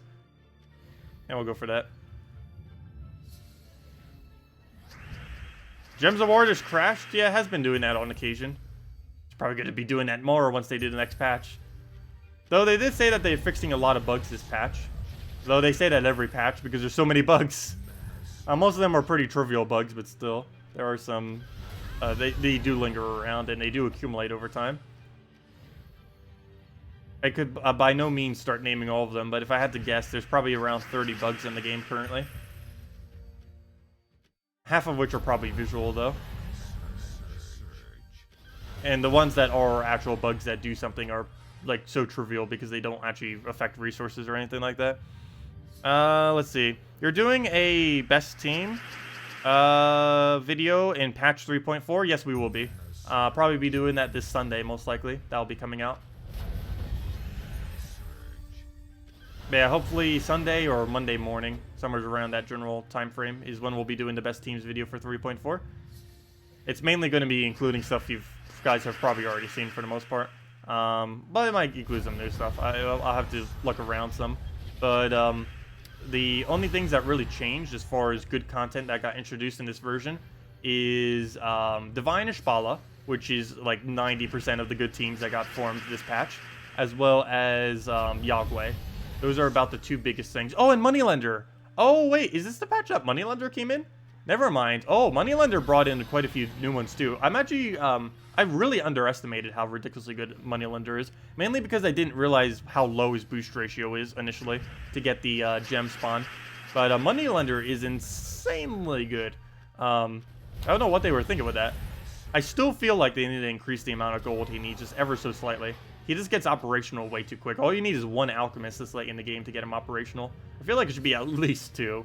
But yeah, it's just like instantly get him up, and then you're already getting like one of the best gem spawns in the game out of nowhere, off of rare. Which isn't bad. It's nice that early game has good content. But It seems kind of like how Dwarven Gate was when it first came out, and I still feel like Dwarven Gate's above the power curve as well. But I guess it doesn't matter as much if they add really strong lower rarities. It mainly just matters if they keep adding really strong higher rarities, because then that's hard for people to actually get. But I guess if they make really easy to obtain overpowered troops, I guess that's fine. But yeah, some of them have been just like way above the power curve as far as some of the things they add. Some are either like ridiculously too low or ridiculously too high. But it happens. I'll go throw that down. If nothing else, that just makes them usable. That's 2 gnomes, you got 2 Volkies? Oh wow, I've never gotten back-to-back Volkies before.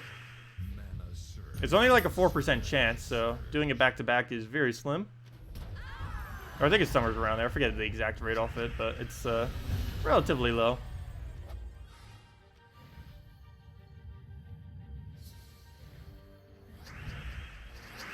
I think it was around every 15 gnomes, if I'm not mistaken, or something like that. Gives you a Vault Key.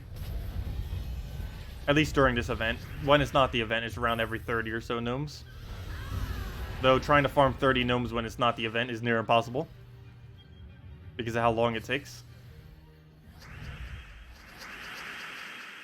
Well, not near impossible, but you know, it takes forever compared to when it's actually the event. Also, I always say it's double, but I think it's actually more than double. On certain aspects. I think the key drop rate is double, but I believe the gnome drop rate might be like almost tripled. Alright, we'll go throw a sunbird in there. And there we go. After 2 years of playing this game, you finally created an account to interact on the Gems of War forums. Any chance for a tutorial on that? You recommend everyone join the community? I never actually really did a tutorial kind of going over, hey, you should definitely go join the Gems of War forum and talk with people. But yeah, they definitely do. Gemsofwar.com and go click on the forum. 2 years ago, approximately, they ended up, actually probably around that time. But yeah, about 2.5 years ago, they ended up getting some kind of new forum. And the new forum that they ended up getting is really, really nice. And it's managed by this little company thing that runs several different forums. And it keeps getting updated, and just the community there is great. The Gems of War community has always been really, really good. It's been one of the probably best aspects of this game, because a lot of the community came over from their previous games, and all their previous games were pretty casual kind of single-player games. So normally you don't really have all the drama in those kind of games like you might have in like an MMO or something like that. So yeah, definitely go check out the Gems of War forum, and it's a really nice place. A lot of helpful people. If you ask any question in a thread, if you go and like make your own thread and ask a question or something, they can really easily answer your questions too. I know I normally do it on stream, but if you want like a different opinion, because of course there are plenty of other people out there, definitely a good idea to go and check in with them. Because of course I can only ever give my view on stuff, whereas there are definitely plenty more voices on the forum.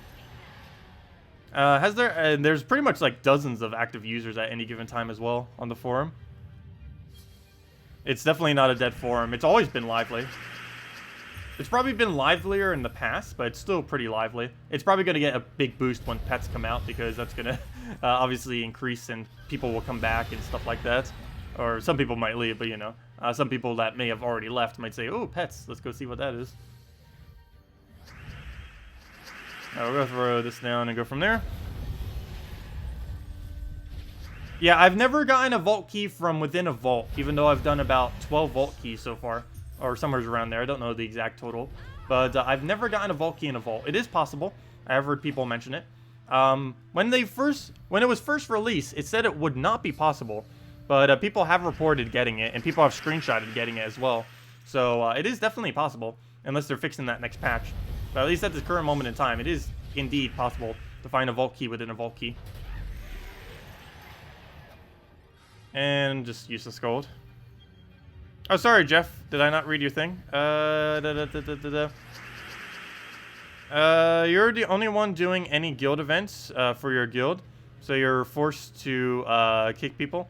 Yeah, definitely make sure to clear them out then, if you're they're not doing anything at all. But I need to do that too soon. I really need to start cleaning up my guild just a little bit. I always feel bad having to kick people, but there are some instances where you kind of have to do it. And there have been some people in the guild that have been underperforming quite a bit. I like doing it slowly over time because it's ridiculously hard. Like, if I was to purge everyone who's been underperforming, that would probably be like 3 to 4. And it's slightly hard to recruit that many people at once. So I try to do it slowly over time. But lately I haven't really been doing it much at all.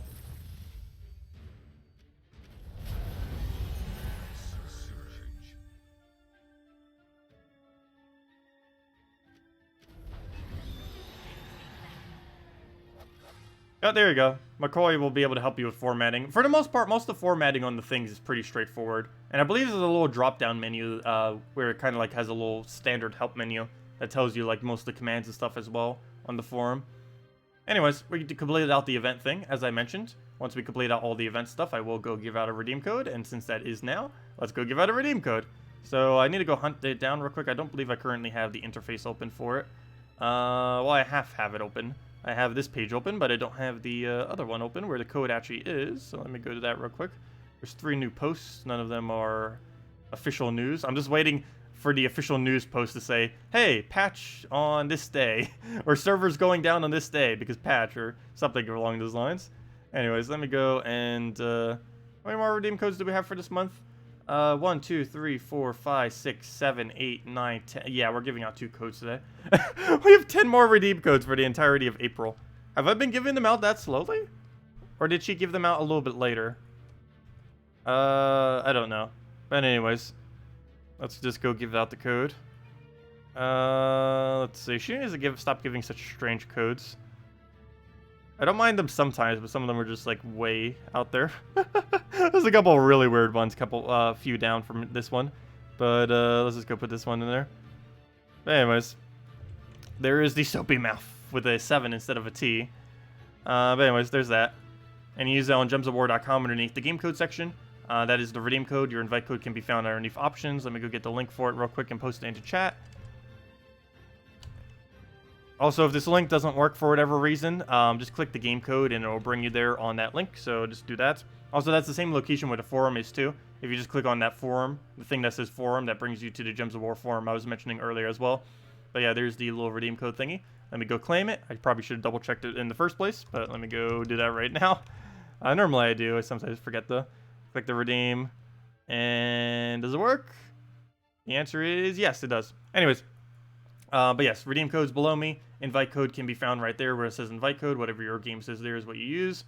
And yeah, it gives a normal reward as always.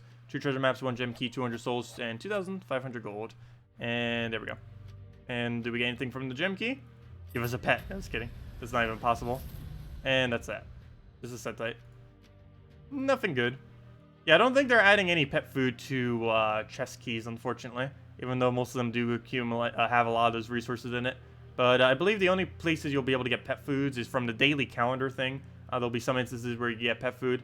You'll be able to craft Soul Forge pet food. I believe that's also how you get colored pet food, if I'm not mistaken. You have to convert the white pet food into colored pet food. And other than that, you get it from the pet rescues themselves. The weekly one, as well as the... I believe you can also get it from the hourly ones as well whenever you go and claim those. Yeah, those are all the ways you pretty much get pet food. Anyways, we completed out that, so we can pretty much just spend the rest of our time in PvP for the most part. Unless you guys want me to specifically mess around with something. It is Willow week. I guess we'll mess around with Willow some. I've still been messing around. Oh yeah, this was the budget Willow team. Actually worked out pretty decently. The Cockroaches, Deep Boar, Willow, Rock Spirit. I've been messing around with a couple of the AoE ones too. I've been running it with like something like this. Gorgolfa, Christine X, and Furnace Willow. Basically just all the full damage AoEs. And just working it down that way. Really? The first PvP battle we do, we get a gnome. We've been getting really good gnome rates today, I do have to say. Or at least in this last hour. This last hour, our gnome rate is like 15 gnomes or something. Which is way above average. Oh, thank you for that. We'll go grab that. Throw Furnace down. Let me take that first. And try for a skull. Didn't get it, but it will. I'll die to that. Even on the revenge battle too. Not only is it revenge, but it's also a rival. I mean, not a rival. It's also a gnome. Let's see. We'll go and take the red. Grab the Gorgolfa cast. Actually, I don't even need Gorgolfa cast. I'll go get rid of yellow so he doesn't have anything to use for that. He'll go convert it all to purple. Oh, he didn't give us alignment. I guess I still grab it because it gives us full mana. I was hoping we could grab it for an extra turn though, but he ruined it. And down it goes, doesn't matter much. Come on, Volky. Come on, 0 Volkies so far today. We might go an entire day. You know what? I have yet to go a single Gnome event day without getting a Volky. This could be the first time. So far, so bad. Also, I like how I build a team for Willow, yet we casted Willow 0 times that battle. Seriously, what's with the Gnome drop rate today? We are way above the average curve. Oh, let me take those purples first. I don't mind though, not complaining. I am perfectly fine being spammed with gnomes. I wish their drops would be a little bit better, because our drops have been pretty average, but that's kind of to be expected. What do we take? I guess we'll purple to red, grab all that. Gives him a blue thing, but as long as he doesn't Scion, we're fine. Oh, he's gonna Scion us, isn't he? Oh no, good, he didn't go for it. We'll just do that for boost ratio and kill that out. And yeah, it's pretty much a match. All I have to do is hit him with one more AoE. Again, I'm building a Willow team, yet I've still casted Willow 0 times. I'm trying to get the Willow off, it's just not getting its mana that it needs. It is technically blocked on everything, and that is deliberate. But, yeah, it's still not getting its mana, unfortunately. It's not getting enough excess. 5 diamonds. I don't know how I feel about that. 5 diamonds isn't really that over the top. But, better than nothing. Better than 100 souls, that's for sure. Or something else useless like that. Code died already? Well, probably. We have 100-something viewers. I believe there are, like, what, 200-ish claims or so these days. I don't know exactly what she's been making the map, but, yeah, approximately that many. And, yeah, so that would probably happen. Plus, people sometimes share it with their guild and other stuff like that. Probably global chat mentioned it as well. Which I don't see it in global chat. Let's see. No one named it in global chat for once. But, yeah, it does happen. It can die very quickly. I think the average code these days lasts for 5 minutes. They do really need to consider readjusting that format. Though it's not really that high on their priority list, especially since it's literally just free resources. And due to their publisher too, they have to be careful not to oversaturate the game with just instant free resources that redeem codes give. So that's one of the other reasons why they kind of have limited redeems. But you have to keep in mind, there's upwards of 100,000 players or so playing Gems of War weekly across all platforms, or specifically, well, I guess only applicable to PC Mobile, but still. Across all platforms, it's like over 100,000 or so weekly player base. So if they're they can't make the code too high, because if all 100,000 of those people could claim those codes, then yeah, that'd be pretty bad for the game's economy. But if only like a few hundred of them end up getting it, that makes like no difference whatsoever. And that's why they kind of have it as it is right now, even though it's a little bit annoying sometimes, but. That's one way to go, or that's one reason to go click the bell button on our thing, on the little YouTube thing. Because, of course, we do give out codes for that thing. Because, of course, you get notified if you have the little bell thing whenever we stream or do videos. Assuming YouTube will actually give it to you. But I believe if you have the bell active, it will always notify you. Though, I believe even with the bell, it sometimes doesn't. But at least it gives you a better chance that it will. YouTube's notification system is all messed up. It's something that has been a thing for ages now.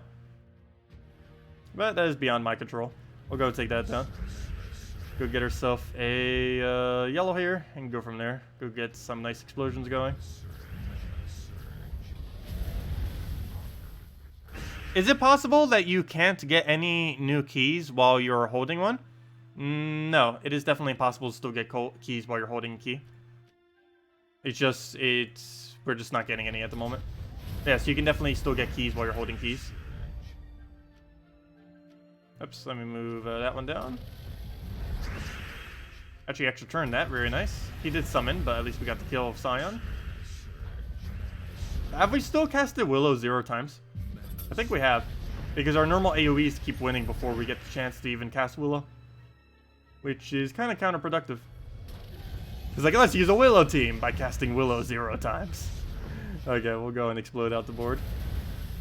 Seriously, I think we're going to get another 0 cast on him. Okay, we'll go throw this down. You don't like blue or something to get all that going. Hey, we finally get to cast Willow. Except that's actually better to cast Infernus, so I have no reason to cast Willow.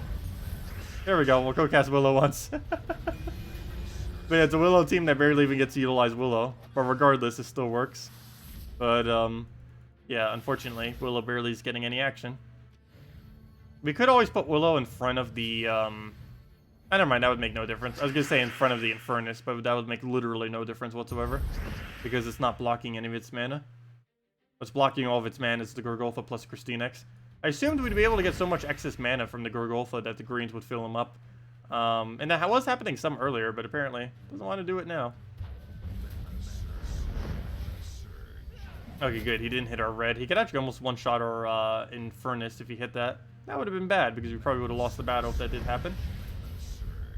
Alright, we got a KrissTigger now. Not much to really throw it on. Almost feel like just going Gorgolfa and getting the other thing up, but I don't have anything else to do with my turn, so I guess I'll get rid of blue. And there we go. We'll go take a purple, get the crystallized, go from there. We'll take it that way, though, so we get that. Oh, I give him a skull. I guess it doesn't matter. He's just hitting Gorgolfa. And that one ends up hitting our red troop, but luckily she doesn't do extra damage to red. She only does extra damage if she has higher armor. And she doesn't have higher armor.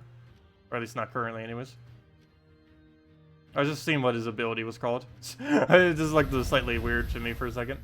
Anyways, we'll go and throw the... yeah, I should probably go do a different team with Willow or something. Like, it works, but the problem is this team doesn't really specifically utilize the Willow as the core component. Like, you could put almost anything there, and it would still be doing the exact same thing. Though, then again, aren't a lot of teams set up that way? Where you basically run, like, the same shell of a team, but you just use different replacements. Like, even this team that right here that he's using, you can use just about anything in place of Dawnbringer, and it would still function as a team. Anyways, let's go back to Divines, I guess. Forest Guardian, Sunbird, Willow, Aurora. Another gnome. Very nice. We'll give it a shot. I don't see why not. We'll go do it next battle. We'll go throw Mercy down here, if it'll let me click. Get Diviner in there. Get Infernus in there. Actually, before I do, let's convert out the red so he doesn't get any. Also help kill him out as well. Did he just agile both the skulls? He seriously just agile 2 skulls in a row. Well then. I do not have a cascade for that. So I guess we'll just go take that. Yeah, we'll go for it. Go get that in there. That'll give us a kill. Throw Infernus down. And then we just divine into something. And we'll get that down again. Hopefully get first slot kill. And then throw Infernus into it. Before I do, grab that real quick. Ready Infernus, dead. Way overkill. We even got magic buff on it to do even more damage. And does that. And we get 2,500 gold. Nothing too big, but let's go use full beast. Before I do, let me clear out this team. I don't want to use it against freeze. But we will go use it as soon as we're up against not freeze. Seriously! These gnomes! Do we have some kind of glitch that gives us more gnomes or something? I should have kept track of how many gnomes we got. Because we are way above average right now. Like, it's almost starting to get ridiculous how many gnomes we're getting. Wish they would actually drop good loot. Because we might be getting a lot of gnomes, but we're barely getting anything decent from them.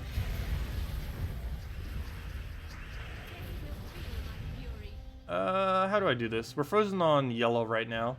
I could either Mercy into Diviner or throw Diviner now and hope we get the 1 in 3 chance. I think I throw a Wasteful Mercy right now. So it tries draining the thing that has immune to mana drain. Good job, AI. Very smart move. We'll go and take the blue right there.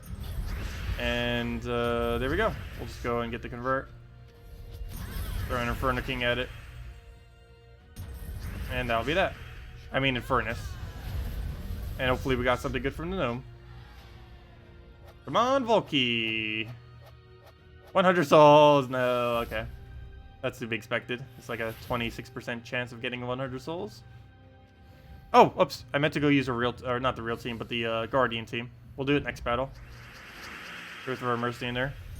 Get the quick hit. This should die down pretty quick. He doesn't have anything too high impact other than Yalgway into Infernus. Or just partially blocked. What to move? We'll go take Diviner, I guess. Get that going. I don't want to get rid of reds, so I would if I had to. We'll go through Mercy into, I guess, Diviner then. And then we'll just get that there. That'll give us Ishbala. And we'll throw Ishbala if we have an extra turn, and we do. Oops, that's not what I meant to do.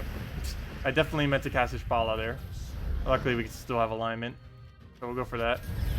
And then just Infernus it. Well, not exactly what I meant to do, but it still dies out pretty easily. Anyways, on to the next battle, and let me actually make sure to switch into that team that was mentioned. And give it a oh, come on, it's freeze again! No! Okay, maybe our 2 trophy isn't. Okay, we'll go do it on our 2 trophy. This one is a standard all dragons, or one of the standard all dragon teams. Anyways, let's go and, what was I looking for again? The team that you just mentioned.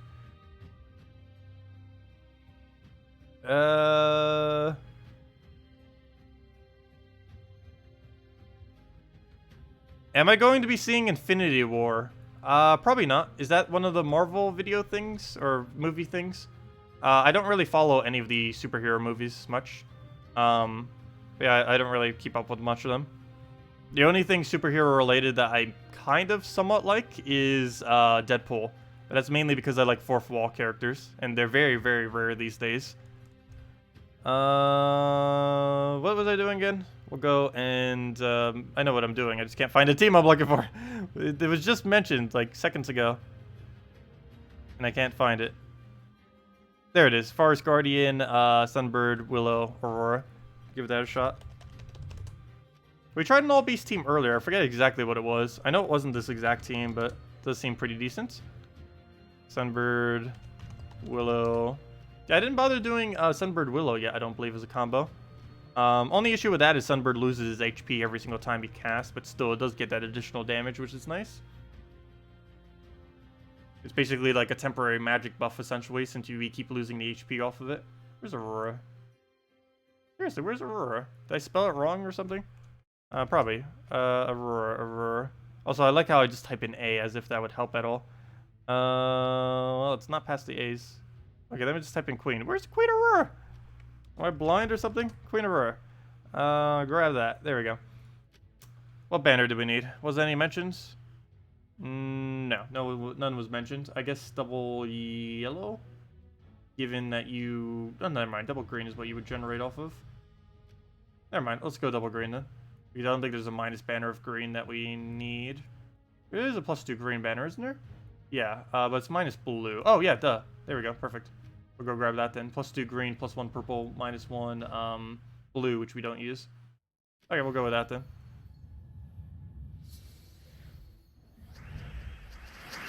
Take it right over. Double check board. Why am I getting Sunbird up immediately? Wrong game mode. Wrong game mode. This is not Explore, but we'll still throw it down. Take it right over. So let's get him back up again. Forest Guardian. What is that again? Brown to green and purple skull. Too bad it doesn't do anything with the reds that we get a Storm Firm. Because there's going to be a lot of them on the board, but we can't really do anything with them. Yeah, we'll throw another one of these. Oh yeah, also Sunbird loses its barrier, if I'm not mistaken, if you cast it like that. Which is going to also be annoying. But if we cast Sunbird when it has barrier on it, it loses its barrier. No alignment. A lot of these reds... The biggest issue I could really see here is all these reds on the board we can't really do much with. All it does is feed Sunbird, which is still nice, but it doesn't really help us much if it only feeds Sunbird. And then we'll just kill it out. Yeah, we'll give it another shot. Also, we didn't cast Willow. Oh no, we did cast Willow once. I was gonna say we didn't cast it a single time, but we did cast it at least once. We're gonna try it again. We're up actually against another dragon team, except this time with a Great Maul in it.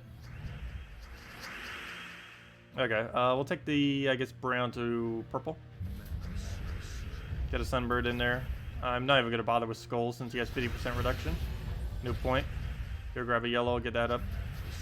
Go with a Sunbird there. Do we take brown? It's a little bit overkill as far as getting the last little bit of its mana. I'd rather do it off of green if we could find one. So I'll just wait till we find a green, I guess. You can keep sunbirding until then. There we go. And now we get both of them up. Now we throw an AoE. And still don't have a Forest Guardian, do we? We might have, and I just didn't double check for it earlier, but throw 2 Sunbirds down and that should be good. Have we even casted Forest Guardian a single time? We just haven't been getting the alignment, and we still don't. We could get a single match of green, and that's about it off the current board. That's not really worth going for, obviously. I guess we'll just take the yellow over. We'll take a skull. Double Christine X. That could be annoying. Luckily, we have alignment finally. He's not going to get a summon. That should be enough damage, actually. Of course, he would rebirth. And it gets that thing then. We'll go and throw that down. Do we have a second Forest Guardian follow-up? No, we do not. I guess we'll just take a skull, I guess. We'll move that over. And he transforms into a moth. Or, what's it called again? The dragon moth. No alignments. I guess we'll just throw Sunbird twice. Actually, is 1 Sunbird enough? It might be. If it gets enough HP buffs, and that happens. There we go. That's definitely enough damage, and down it goes.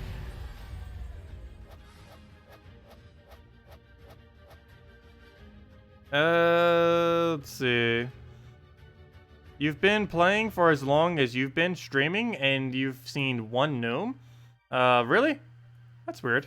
Yeah, we're getting way above average, which I already know for sure. But you should be getting around, it's around 12 per hour on average is how many gnomes you would get. Assuming you could win at 3 wins per minute if you're doing it in like Explore and stuff. Obviously PvP is a lot slower than that. But yeah, you should be getting around 12 per hour in Explore and approximately 4 to 6 to 8 depending on what you're running in PvP per hour as well. Yeah, should have gotten multiple by now. We are above the average, but still. The average for how long we've been farming them, which is about an hour and a half, is around like 15 or so. 15 to 18. Somewhere around that general ballpark. Go throw down the blues. You likely answered this earlier this week, but other Soulforged troops to craft this week. Vinoxia, Garnock Hydra, Artima. None of them are worth it, no. A single thing within a Soulforge this week is worth crafting. The only thing that was worth crafting was the Zugoff that was available for 1 hour, which was then unavailable. But it was all refunded, unfortunately. But that's why we got to do the video thingy this Monday. It was kind of funny. But yeah, that was the only thing that was worth crafting, and obviously it got removed from the game. But it was fun using Zugoff for 1 day, I do have to say. And now we'll never own him again. I shouldn't say that, though. Pets are actually bringing in a lot of orbs to the game. So we might very easily be able to go and obtain him if we really want to. Is this still his turn? How on earth is this still his turn? What on earth was that turn? He almost just won off an infinite loop. The power of retaining your turn. I think I just give him a skull and just go all in on our other troop at this point. Actually, you know what? I'll probably gonna regret this. I'm gonna do that. Okay, that was worth it. Okay, we'll throw that in there and down it goes. Hello, Tuck. You've had $15. What would you spend it on? Mini VIP keys or Path to Glory 1? I believe Path to Glory 1 is $20, isn't it? Not 15. Unless it's localized differently. Pretty sure Path to Glory 1 is $20. Though I've never bothered with them, so I don't know for sure. Never mind, it is only 15. What's in Path of Glory these days? No, nothing really too over the top. Then again, this would be better than the VIP keys, though.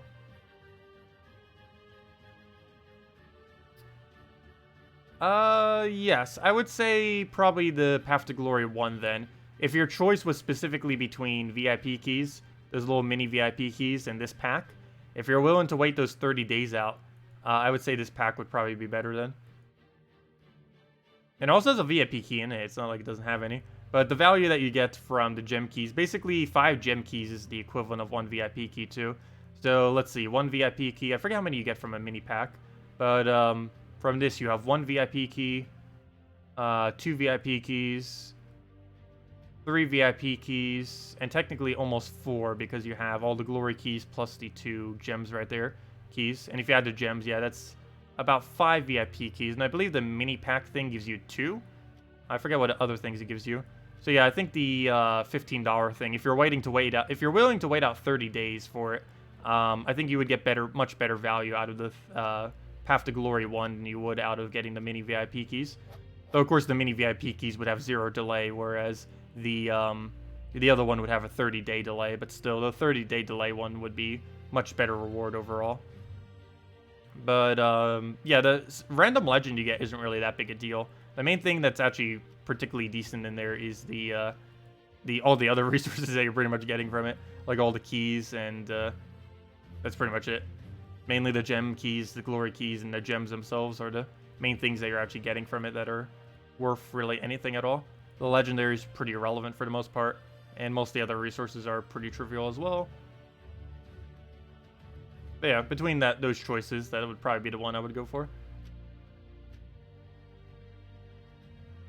Anyways, let's go into the next thing. Again, seriously, there's another gnome already. Wow. We're averaging like 1 gnome every 10 battles. That is way, way above. Well, not way, I guess. I believe he's 1 in 15, if I'm not mistaken. Oh, I could have taken yellow to red the previous turn. I messed that up. I guess I could still go for it now. Didn't get the cascade, though. But, oh well. Go grab that in there. But yeah, the average for gnomes during this event thing is about 1 in 15. But we're, like, below 1 in 10. As far as how commonly we're seeing them. We'll go through the skull in there.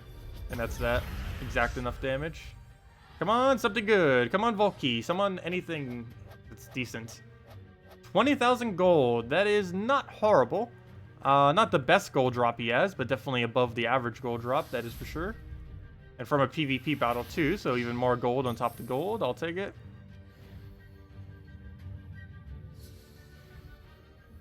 Which is worth it? Yarrow, Orion, Chief Stronghold, Queen Grapplepot, or Bone Dragon? Out of all those, Queen Grapplepot is the strongest of those choices.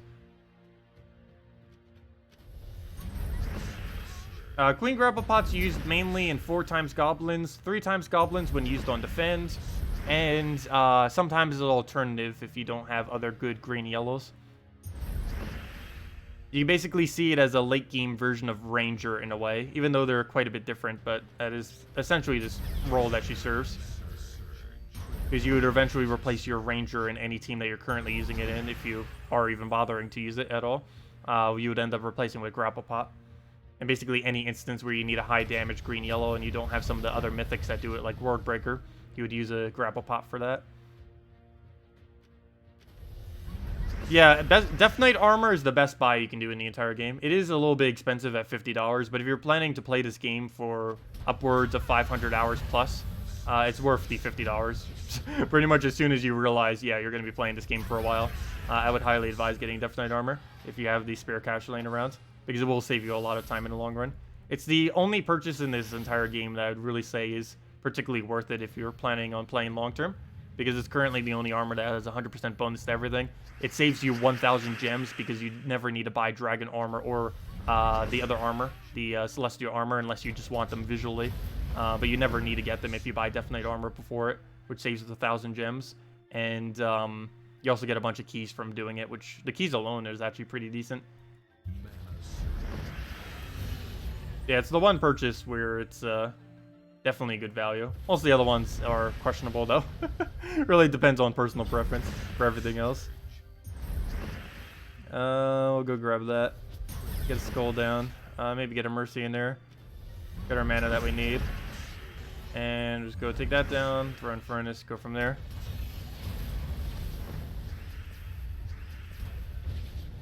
What do we even do? I don't think we have this anywhere, so we'll go and just take a purple to the red thing. And can we get a skull down? Yeah, we'll get a few skull pokes in there. Get that going. Get that over. Skull poke dead. Hello, Traylon. Welcome. Welcome, welcome. Ooh, the easy revenge. That's what I want to see. A revenge rival with 4x firebomb. That's about as easy and as profitable as you can get right there.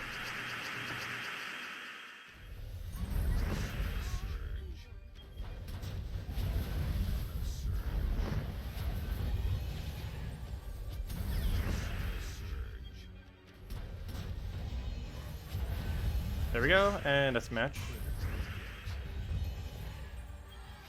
Did you notice Mortera's last trait is the same as the power? Wait, what? Mortera's. Is that a new troop that's coming? Or did you misspell one of them? Mortera. Oh, Mortera. Did you notice Mortera's last trait is the same as her power? Yeah, every single troop that has a, every single troop that comes in through raids or invasion is set up the same way. They all have a 3 times to 5 times based on their ascension to either the boss or to towers. And their final trait is 3 times to 5 times based on their ascension to skull damage to either bosses or towers. Every single troop that's been coming in via raids and dungeons, raids and invasions, has been set up in that same format. Their abilities are slightly different, their colors are slightly different, their mana costs are occasionally slightly different, and their first 2 traits are always different. Those are the only real differences between them. Oh, am I mirroring him right now? I think we're both using the exact same team. Yes, we are. Just slightly different order. Oh, never mind. He's using Queen Aurora. Close enough, though. Same premise. Same premise, slightly different team. Do we have Diviner alignment? Yes, we do. I don't want to throw it yet, though. Because I want to throw Diviner Spala first. And now we throw Diviner. Oh, it's a waste if I do, but I'm still doing it because I might get a magic buff, which I didn't get, but it was worth a shot. And I guess we'll move that over. And just get a Infernus in there, I guess. Get that going. See what else we have going around. Can we get any alignment there? I don't think it's worth the Cascade. Oh, we have it on Mercy, duh. So we'll just go grab that then. Did that very easily. No other alignment, so we'll go Infernus. Clear out the board. Hopefully have alignment after that. Never mind, he's going to Infernus spam us 1,000 times, like the other one. Luckily it didn't go too hard. So we'll go and I guess move that over. Get Infernus back up, throw that down, and that should be dead off of... Oh, never mind, I thought that was only 3 HP, not 31 or 34. And then we just kill with another Infernus, and down it goes. Could also done it with a Skull, assuming Burn would have taken it.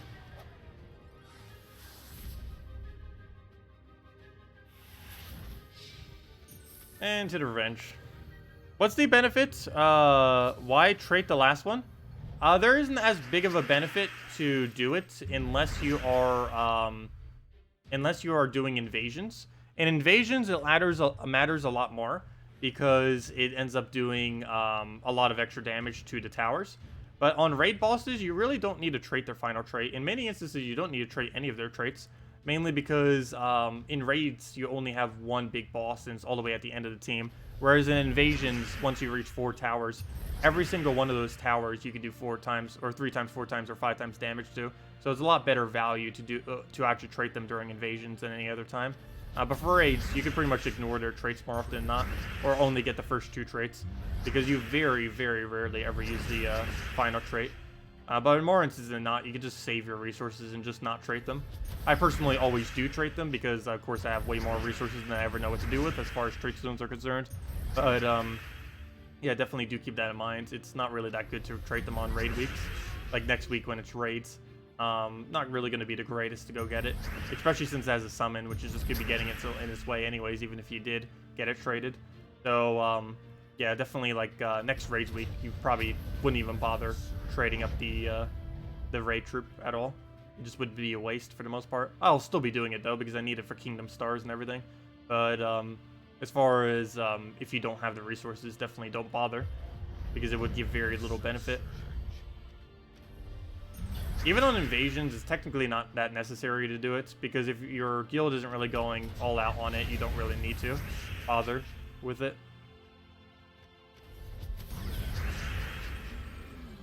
Okay, we'll go. Oh, I should have taken a skull first. I actually could have already won. Well, there we go. Luckily, we cascaded it. Yeah, I definitely should have taken that skull. It would have given us a guaranteed chance. We still got it, though. And we get 2,500 gold. Nothing big, but still better than nothing. So let me go for the easy battle. Go for the fire bombs. I should probably set my team as firebomb, too. If I keep my team as firebombs, and a lot of people keep their teams as firebombs, maybe they'll finally do something to fix PvP in this game. They are planning on an update, though. The current plan for their next PvP update that's going to be kind of overhauling the current system is quite a bit of time away. Also, hopefully they don't do something controversial to it, because PvP is probably the most played game mode in the entire game. Or pretty high up there. I don't know if it's Explorer or PvP. Explorer has been getting really good, though. Between treasure gnomes and just the rebalance that they've been doing in general, as far as new troops and decent troops and stuff like that. Explorer has become quite fun to do. And especially during gnome events like this, which we're not currently doing, but, you know, it is definitely quite a bit of fun to actually get good rewards from it and everything. But, yeah, if they touch PvP too much, that would be... that could be bad if they try tweaking anything in a way that is not favorable to most people. Because, yeah, this has become basically like the classic endgame kind of farming area. And if they tweak it too much in one direction or another, it could definitely go the wrong way, that is for sure. But we'll go and get Divine Ishpala in there, get all that going, see if we can go get some Infernus follow-up, get a Mercy, I mean a Diviner in there. We'll get our mana right back up, hopefully get a magic buff. Didn't get it. We did get a cleanse though, so we're good to go in that regard. Go get some skulls for free. Mercy, while you don't have full mana, we need it. So we'll go grab all that. Now we have full mana, a little late. We already got everything we needed. So we'll go and I guess throw another Infernus at him. Throw it one more time. Never mind. There we go. Perfect. And down it goes. And that is that. Also, hello, Reet. Welcome. Welcome, welcome. If anyone has any questions, anything you want me to go over, or anything of the such, feel free to leave in chat, and we'll definitely make sure to go over it all. Oh, I don't want to have to fight the next team. I almost feel like just repicking against it. Sure, we'll repick it. There we go. Oh, that was worth it. We got into a revenge rivalry pick. That was definitely worth the repick.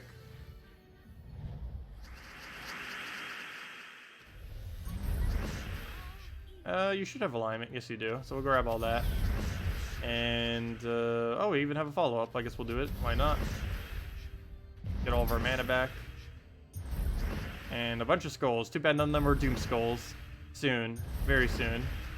We'll go through, I guess, a Infernus down and go from there. We have all of our mana for everything else. Probably get a Diviner in here if we have it. No, we do not. Do I Mercy first? Yes, I Mercy because I don't want him to Mercy our Diviner. So we'll do Mercy. So he will waste his Mercy.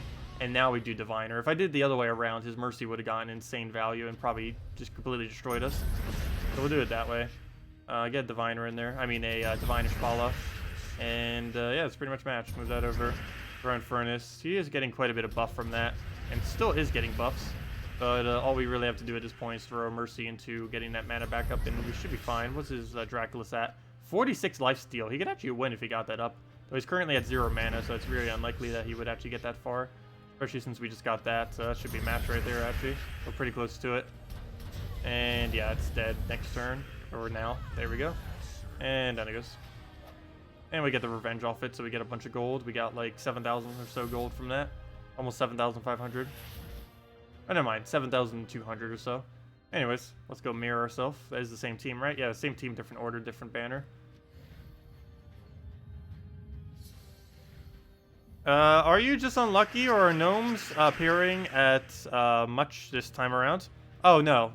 I've been getting them, like, constantly. If anything, I've been getting more than normal.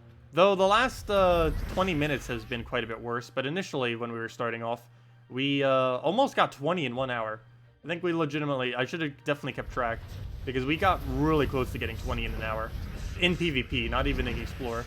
It was way, way, way, way, way above average. But right now, we're getting pretty below average, though. The last 10 to 20 minutes. I think we've seen, like, one gnome in the last 20 minutes or so.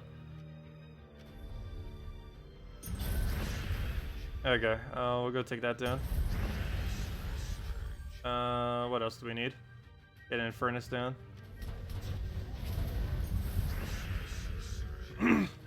And down it goes.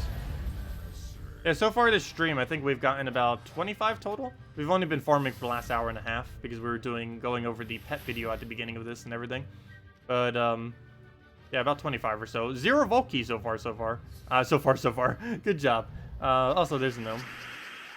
I'll go grab that. Come on, give us a Vault Key. This could be the first time ever we get no Vault Keys.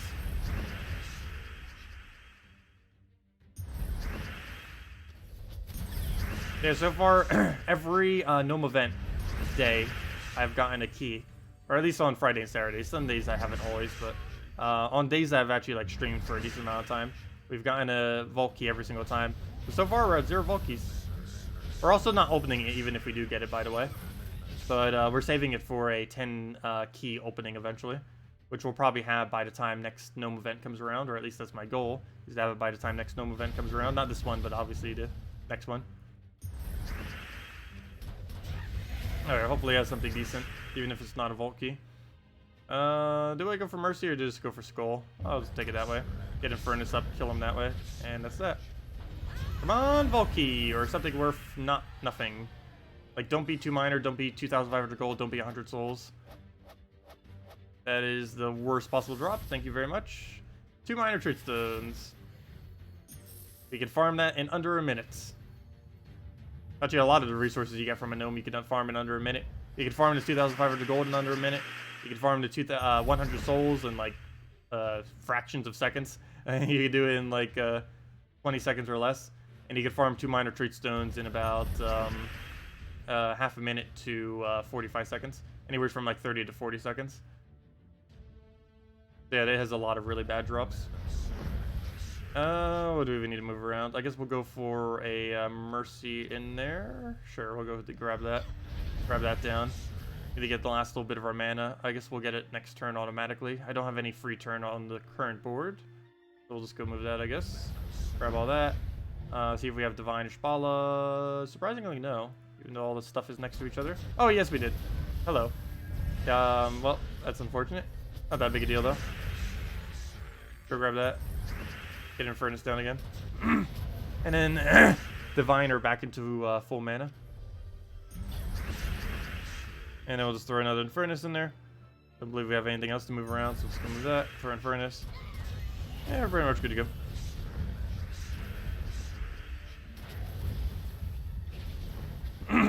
There's weird, but on Xbox, where if spawn you in the vault with no gems on the board and 1 enemy, and with status effects on him, and you can't retreat.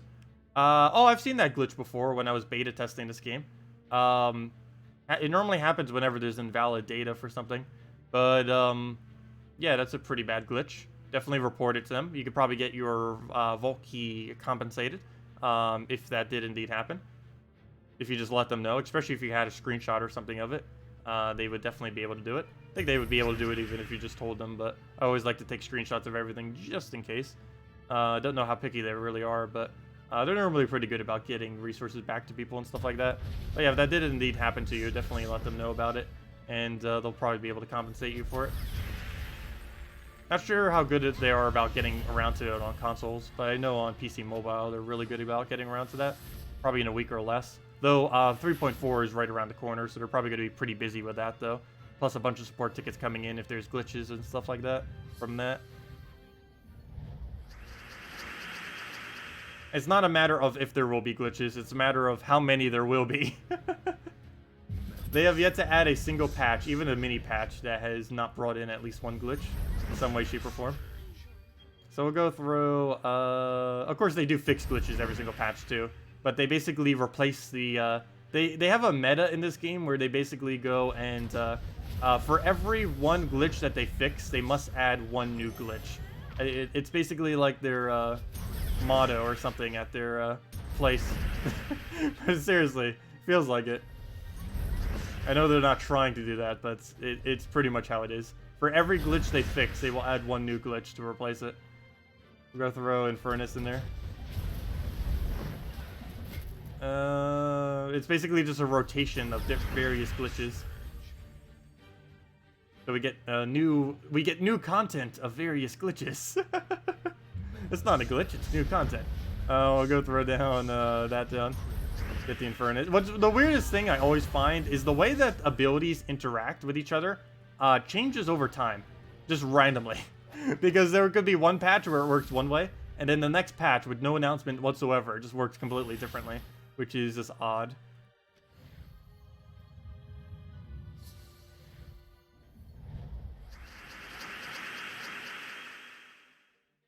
Wait, my chat is broke? Oh no, my chat is broke. Well, I'll just have to leave it as is. It's not really as big a deal if chat breaks, because there's now an automatic thing to the right of YouTube where you're currently chatting right now, there's a box after the stream as well that has all the chat. So if my video chat breaks, it actually doesn't really matter these days. So I'm not even going to bother trying to fix it at this point. Yeah, YouTube automatically has that. The only reason I even had that really in the first place is because YouTube didn't previously have it. But yeah, they have that now. So technically, I don't even need to have the current one down there. But yeah, if it's not working, that's perfectly fine. We'll, of course, fix it for next stream. It's really easy to fix. It actually only takes like a minute or so, but no point in doing it now. I don't know, I guess we could go do it. The only thing I would have to do is go and basically just close it and reopen it. But we'll just leave it as is for now. Not that big a deal. Hello, Mitchell. Welcome. Also, let's go get a new code out, by the way. And go do that. I did mention we'd give out a second one because we have so many spears at the moment. Then again, I probably should be a little bit more conservative with them because we'll probably go and give quite a few out when pets get released. Then again, I could easily ask her for more because I need to ask her for May redeem code soon. It is almost May. Oh, let me go claim my tribute right there. What do we get? 7, that's about average. Actually, what is average? 20% times the 32. Yeah, that does come out to about 7 average then, approximately, because we have the 30% too. Yeah, pretty much right on the average. I'll probably be taking my tributes a lot more often soon. Between pets and the higher star levels these days, I'll probably be claiming tribute almost every hour, or not every hour, but probably around 8 to 12 hours a day. Oh, that's funny. He says he wants pets now. I know, I really want pets. They keep hyping it up so much, and I want it so badly. Can gnomes show up in challenges? Yes. They can show up in Explore, Challenges, Questing, PvP, Casual PvP, and I believe that is every location. Oh, and Arena. And that, I believe, is every location. The locations they do not show up in is Dungeons, every guild-related activity, assumably not within pets. Basically anything that really requires sigils as well. Well, technically pets don't require sigils, but yeah, they do not appear in dungeons. Dungeons, pet battles most likely, guild wars, anything related to guild, tutorials, and I believe that is it. And dungeons, if I didn't already mention it. But yeah, that's where gnomes are and are not located. Yeah, let's get into the next battle. Oh, never mind. Let me go give out the code. Well, I'll go do it right after this one, I guess. We'll go move that down. Get the Diviner into the Infernus. Do we Mercy that? Not really worth it, but it does give us a follow-up next turn. I don't think that gives them 4 times. No, it doesn't. Perfect. Okay, so we should have plenty of locations to go do anything here. Go grab all that. Get the skulls down.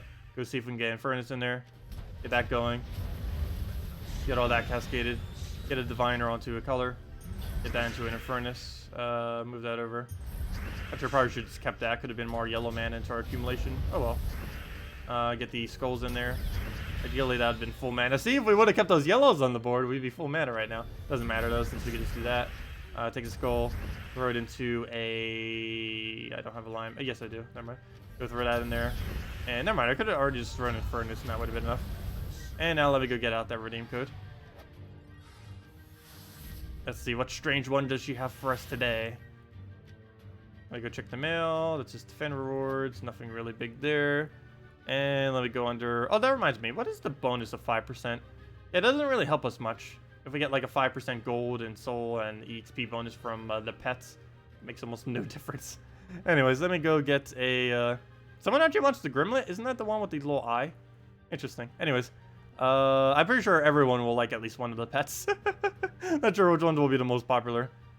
I know which is a few I like though. My favorite few so far is the one that looks like Sunbird, the one that looks like a chicken, the mini, whatever that's. It kind of looks like a chocobo, kind of. That one thing from Final Fantasy, kind of, not really. It's like that combined with a rooster. It's basically what it reminds me of. Anyways, I also really want that dragon, but it's not getting released initially in the first 64. Anyways, let me go give out that code. Let me just go to the location. Let's see, what did she give out for the code? Let's see. Yeah, we'll give out this one. I'm confused. We'll go give out this one, mark it correctly, copy it so we know we used it. Oh, the code is I'm confused. I'm not saying I'm confused, by the way. We'll put that in there, double check if it works, click redeem. It should, but you never know. Weirder things have happened. And yes, it is indeed working. We'll go put that below us, and there we go. Boom, boom. And center it a little bit. That's an I, by the way, not a 1. That first letter there. It's not an L, it's not a 1, it's a I. We'll also copy paste it into chat, so you can do it that way. And there is the link, gemsofwar.com underneath the game code section. Oh no, it's making me log back in. Why? No, don't do it. No. What are you doing, YouTube? No, stop. Stop it. It's making me, I'm literally streaming on YouTube, logged in, and it's making me log into chat for whatever reason. I don't know why YouTube has that glitch, but they need to fix it. I'm streaming on YouTube and everything, logged in. Yeah, it's making me log into my own chat. What are you doing, YouTube? Anyways, let me go copy paste this now. Let me wait till chat catches back up because it's being all glitchy because of the thing that just happened. I'll give it a second. And then I'll go copy paste it into chat.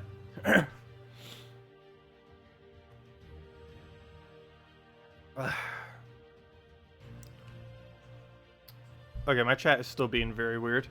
There we go. Okay, now it's fixed.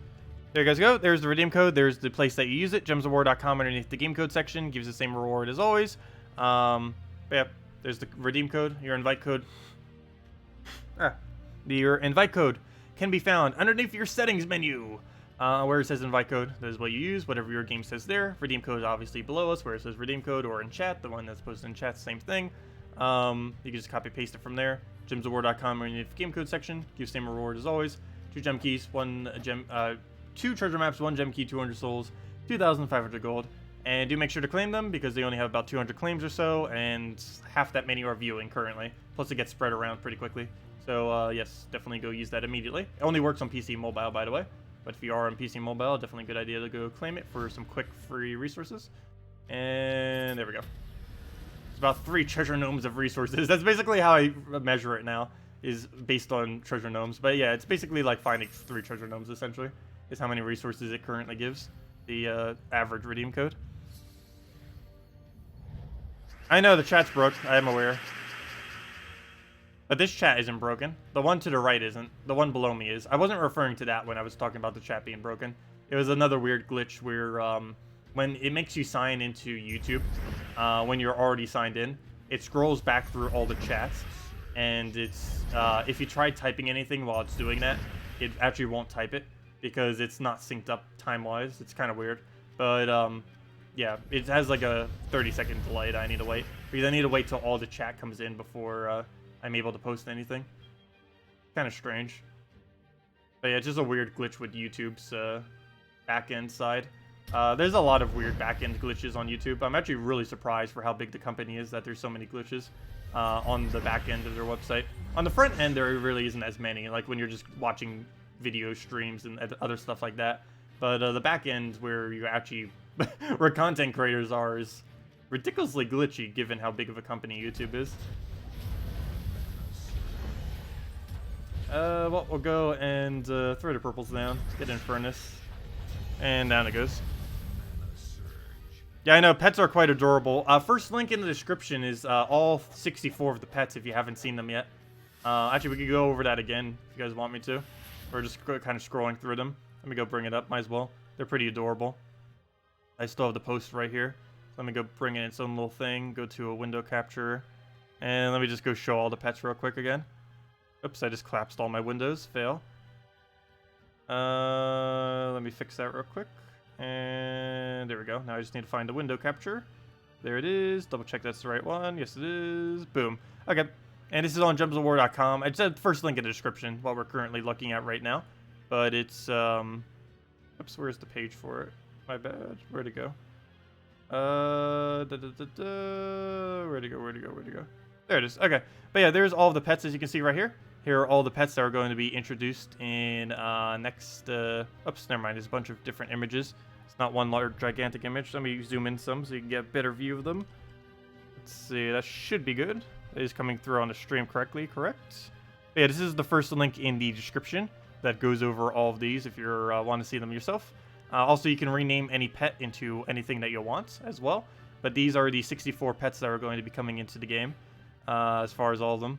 We got ourselves a mini Aurora. A lot of them are actually mini versions of already existing troops as well. Got a Black Beast, got Hydra, got a thing that looks like the Jujumon thing, got the Krabby, got a mini Crimson Bat, got a mini Sunbird, my personal favorite at the moment. Got a little Eyelet, got that horse thing. That one barely even looks like a pet. Got a little Grimlet. That is actually pretty cute.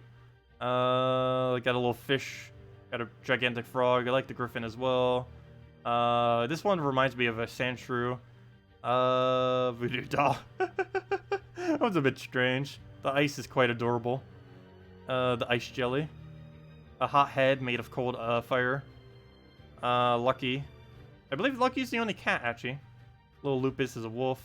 Got her little Sybaris there. Got a chicken.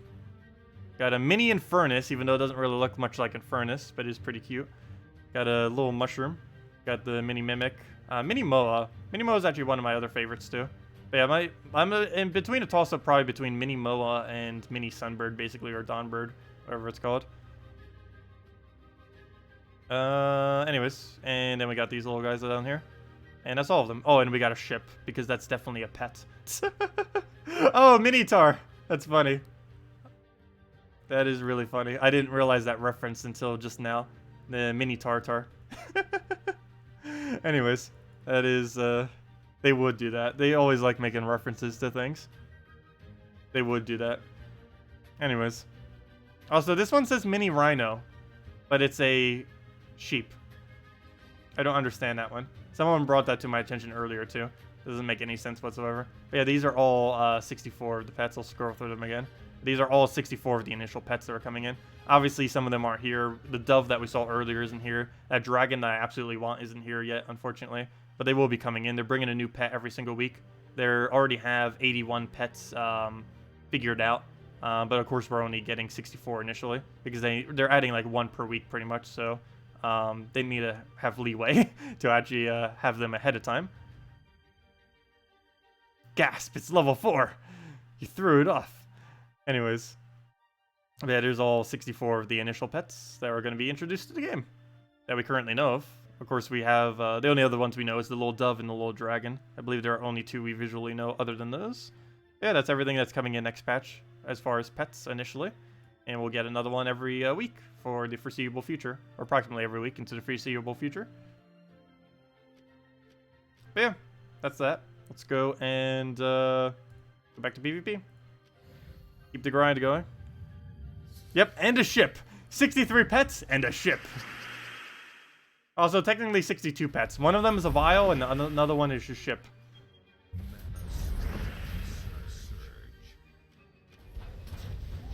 Yeah, it's more like a ram. Yeah, did I say sheep? I meant ram. Same difference. Well, actually, they're pretty different. Oh, what do I need to move around? I guess we need to get a diviner in there. Oh, what did the pets poop? Who knows? Ah, 1 second. I need to go spit. Throat's being all weird.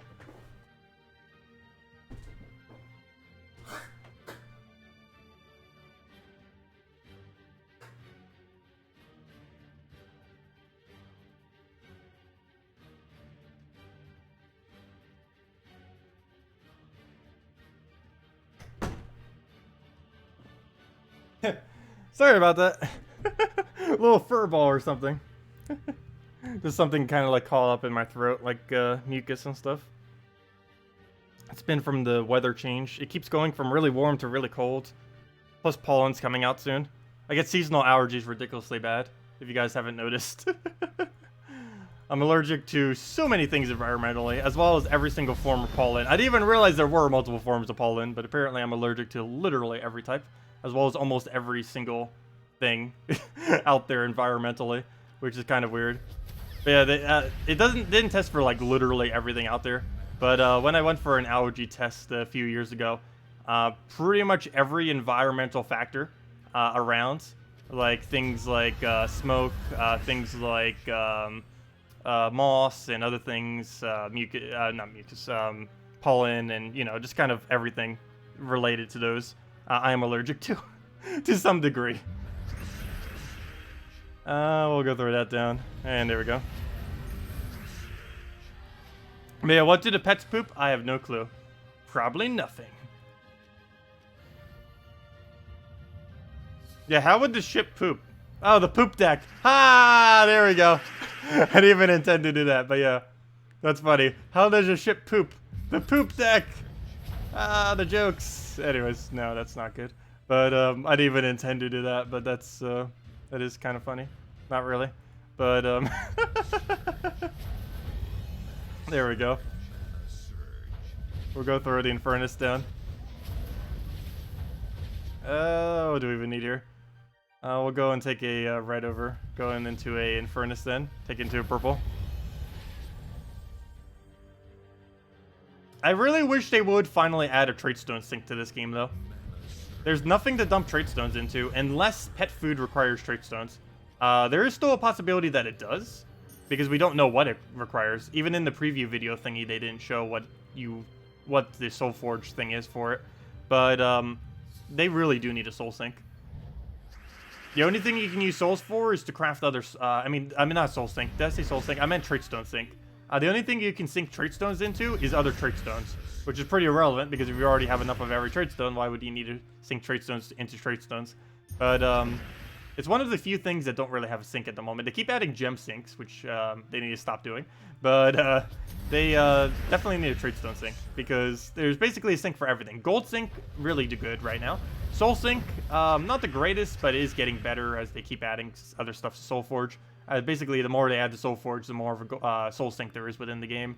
A glory sink is done pretty well because you either do glory keys or you can spend it on the weekly events. Personally, I do the weekly events, so either or is decent. Well,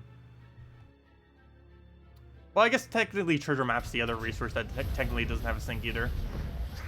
Yeah, treasure maps and trait stones are the two that don't really have one. Treasure maps technically do, but the amount of time it takes to use thousands of maps isn't really realistic for the amount of resources you gives. But it takes around, you can do about 55 maps per hour. So you'd have to divide how many maps you have by 55, and that is, if you rush through them as quickly as possible, about how many you could get done per hour. So let's say, for example, we take our map value, and we have, that's not where maps are. Say we take our map value, which is 3,674, and we divide that by, let's say, 55. You can actually range anywhere from about 50 to 60, but 55 is about mid-range, so we'll go with that. 3, 6, well, it's exactly mid-range, so I don't know if it comes out to exactly that many if you keep doing it.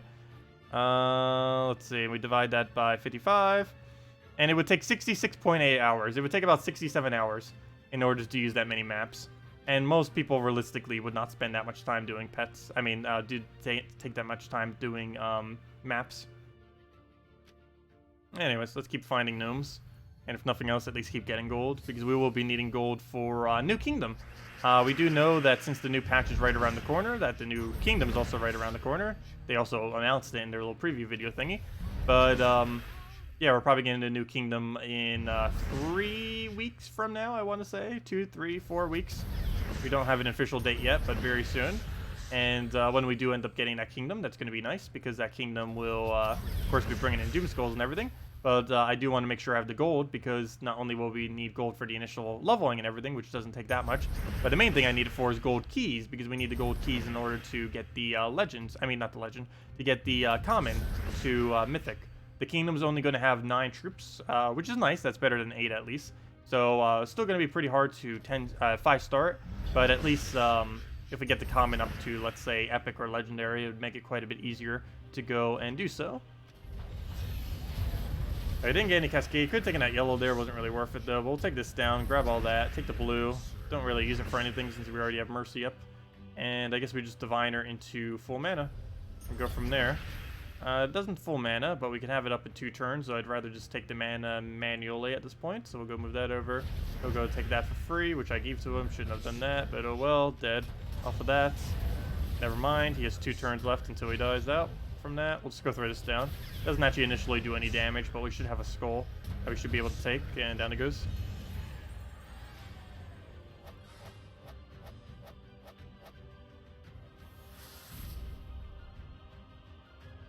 Tier 7 cleaning poop service. Yes, you must spend thousands of gems in order to get this service. I ate my pet and then did a hairball. We'll go move that down. Get a mercy in there. Any tips and teams for newer players? Build around boost ratios. Boost ratios that are based on a certain thing on the board or based on coloration, not based on stats, but boost ratios that are based on basically anything other than stats are ridiculously good when you're first starting out in the game. Simply because they are a lot better value when you're in earlier on in the game because stats are lower the earlier you are. So things that, let's say, have like a 3 times boost ratio where for every instance of this, it does 3 additional damage, then those kind of things are really good compared to the average troop, simply because you get a lot better value, since the values that you're going to be facing, like you can see ours are around about 100 durability as far as HP plus armor, even a little bit higher than that. In our case, like we're almost like 120 average, whereas earlier on in the game, you're going to be seeing values around like 20 total or 30 total as far as those are concerned. So it's a lot lower. So things that have boost ratio gain a lot better value that early on. But as far as other tips, try building into extra turn spam. Make sure you cover every single color as well whenever you build teams. Really important. Not mandatory that every team you ever build covers every color, but it's a good habit to do, at least initially, to kind of get a feel for teams.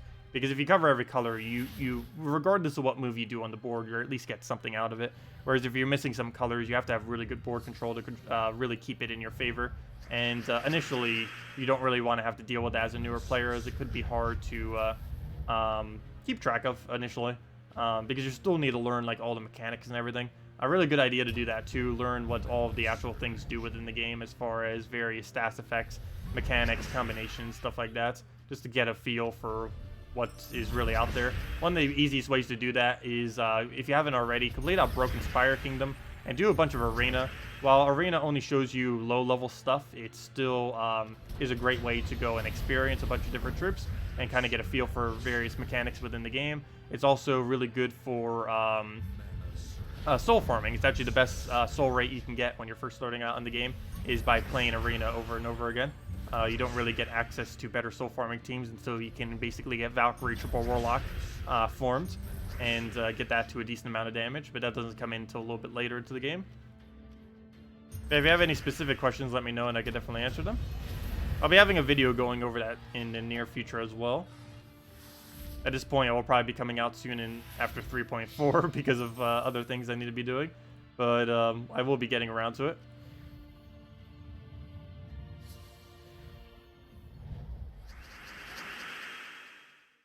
Okay, what other things do we need here? I guess we'll throw a Mercy. We don't get extra turn, but it's still worth the mana. And we'll just get a Furnace in there and go from there. See if we have a Mercy again. Doesn't look like it, so we'll just throw that over. Get a Furnace up. Check for Divine Ishbala. Don't have it, so we'll just clear the board. Go for another poke, and go from there. No alignment. Still going for it, though. Still worth it. Actually, I didn't even double check for Mercy. We could have had Mercy, and I didn't even go for it. Oh, well. All you need now is this one big hit on him. Actually, not even... Oh, he better not... Aw, why? Why do you have to do that? Okay. Plan B. Let's go use Mercy, I guess, into Infernus, into finding out how on earth we do that last little bit of damage. And apparently Divine Ishbala is how we do that last little bit of damage. And then we just do that, and that should kill it out off the burn. Or the skull, that works too, and down it goes. Tri-War, Forest Guardian, Divine, Ishbala, and Stargazer. What is the point of that team? Forest Guardian, Diviner, Stargazer. Oh, I guess Stargazer into War into Skull Spam. A little bit of a weird Skull Spam to be running, but I guess I'll give it a shot. Don't see why not. Normally, you wouldn't use Forest Guardian with a Divine Ishbala. It already has a half mana start, so you don't need to use a Divine specifically with it. Because Forest Guardian would already naturally have the half mana start, even without Divine Ishbala. Divine Ishbala. What else do we need in the team? A War, first slot, and then Stargazer. And then just one-shot everything. I keep forgetting it's Endless Conflict if you want to find him easily. And what was the other one we needed? We needed Stargazer with a Talon banner. And there we go. And banner will go with Talon. I believe is over here. There it is, Talon banner. And what was that minus? Minus blue, so we're going to get our war mana up a little bit less. What's feeding our mana to him? Is anything feeding his mana? Green. No, nothing's actually feeding mana into him.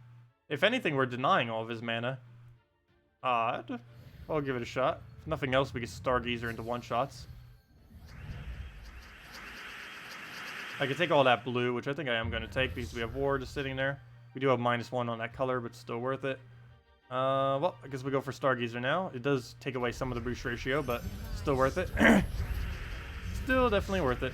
We go take a red to the brown, start getting his mana up, full mana. Not enough damage to actually kill anything, but we'll see if we get any skulls or anything going. Looks like we do have alignment, so we'll go for that. I don't believe I have the Divine going anywhere. Yes, I do. Never mind. We'll get Divine Ishbala in there. Too bad this doesn't convert yellow into skulls or something. No, I don't have any alignment. We would need it all for purple. Oh, wait, yeah, we do. Never mind. We have it right over there. So we'll grab that then. Grab the purple thing. Get the thing again on the yellow. And that actually didn't align. We just happened to have gotten it from the cascade, which ended up working out nicely.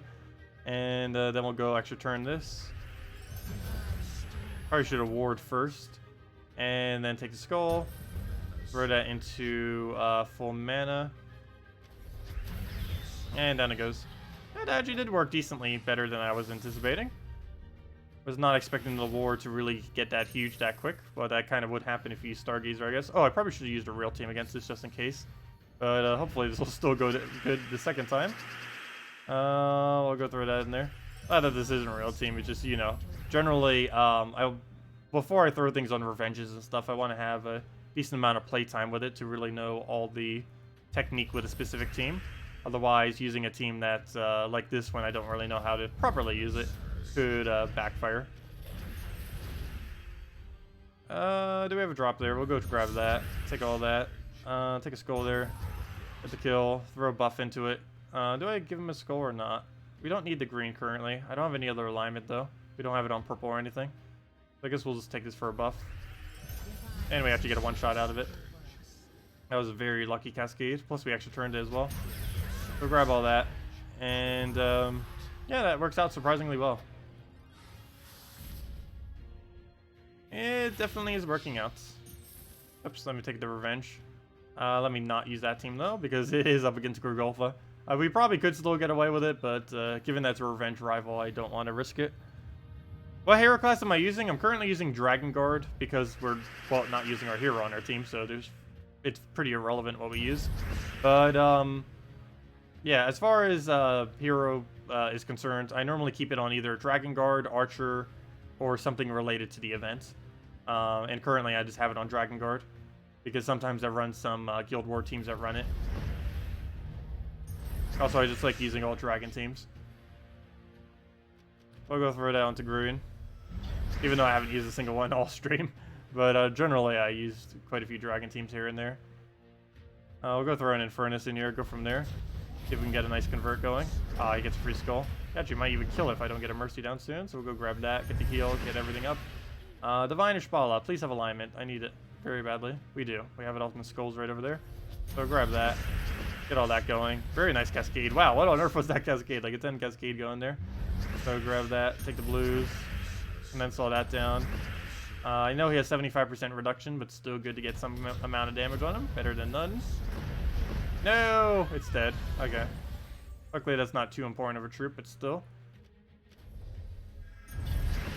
Can we get Divine Ishbala in here for free? Wish we could. Because that'd be pretty convenient to go poke him out with. We're going to waste Infernus on killing him right here. Actually, he didn't even kill him. He has 1 HP. And he just got a bunch of extra stats from... What did he gain a bunch of extra stats from? He just went from like 1 HP to a bunch of extra stats. You're using Priest class or something? Oh no, give all allies 1 to all stats per turn. That's where it came from. Aha. Okay, we'll go grab that. He's using the other one, the Bard class, which is actually pretty decent as well. As far as hero classes are concerned, it is one of the better ones, though only if you're using a pure yellow team or almost pure yellow team. It works great in Yellow Guild War if you don't have any other options. So then again, it is pretty expensive to have that fully traded, though. You'd probably have better options if you actually did have that traded, because it does cost quite a bit. Hello, Zero. Welcome. You're using an undead team with Wraith, Sunbolt, Javelin, Vampire Lord, and White. Oh yeah, pure true damage is pretty decent early on in the game. One nice thing to put into it too, eventually, is if you're forming it into other troops that aren't undead, is forming it into a Miststalker team, especially a Merilith plus Miststalker team. Merilith gets insanely good value early on in the game. She does 6 true damage to all enemies, plus she has a lot of mana accumulations that she does. The 6 damage is static, so regardless of what point you're at in the game, she always does 6, which of course earlier on in the game is quite a bit more effective. Miststalker in general I love using. They actually buffed it up like crazy high when they buffed it a while back, but it does true damage to the weakest enemy and gains even more magic, and even if you don't kill it, or it gains more magic if it's a kill, and even if you don't kill it, it poisons them, which is quite effective early on since that's a 50% chance per turn to do 1 damage. Pretty nice to have poisons. This late in the game, it's actually more of a positive status effect than a negative status effect, because there's a lot of troops that have traits that trigger whenever they are damaged on HP, which can actually make poison beneficial if they're poisoned, which is a bad thing if you're poisoning the enemy. But earlier on in the game, it's really good. 1 event key. Once again, still no vault key. Still not a single vault key to be seen. That is not good. What do you think about Maul, Mercy, Shegra, and Furniking? Oh, I run that sometimes. That used to be a very, very insanely popular team back in the day when Inferno King first was released. Because, of course, all the other troops were already released at that point. But, yeah, that used to be insanely popular. These days, it's still usable. I don't personally use it that often, but it's still one of my favorite skull spam teams that exist in the game. Even though it's like a year and a half old, it's still pretty strong. It's aged pretty well throughout the game, mainly because of Great Maul, because Great Maul basically scales up to whatever your enemy stats are. So even in battles where you're outmatched, you could easily win with it. Not to mention, regardless of what the meta changes or how stats kind of rescale, it'll always be good because Great Maul will always be able to claim those stats for himself.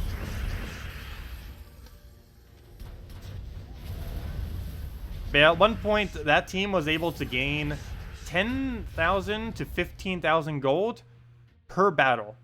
Not like per anything, per battle you were able to gain. It was pretty broken because way back when you could use, if you're wondering why you can set difficulty in casual PvP but not in normal PvP, it's because back when you were able to set difficulty in normal PvP when difficulty first was released, it was exploited to no end. Oh, why did I do that? I have no clue why I did Mercy instead of casting Infernus. But it was exploited to absolutely no end, just like 24/7. People would grind that out for insane amount of gold. This was before 4x speed or anything existed, but it actually used to have a higher gold rate than what even exists now, because not only were battles easier to win with what existed at the time, but compared to what was used on defend, but you're also getting like upwards of 10,000 gold per battle. It was anywhere from about 6,000 to 15,000 gold per battle. Realistically, more towards about 6,000 to about 13,000 or so. But yeah, the gold rates were really high. I think the highest you can even get these days, even with a revenge and standard PvP, is around about 8,000 or so, and that's like the absolute highest or so around there. But yeah, you used to be able to like very easily, casually just do like an 8,000 out of nowhere. It was quite insane. And also guild tasks used to be a lot cheaper then too. So you, at one point, with all factors combined, it was possible to get upwards of about what was it? Was it gem keys or glory keys? I forget what keys it was now. I believe it was glory keys. But yeah, you were able to get upwards of 4,000, 5,000 glory keys per week from just spamming out the events, which was pretty broken. Been tweaked quite a bit since then.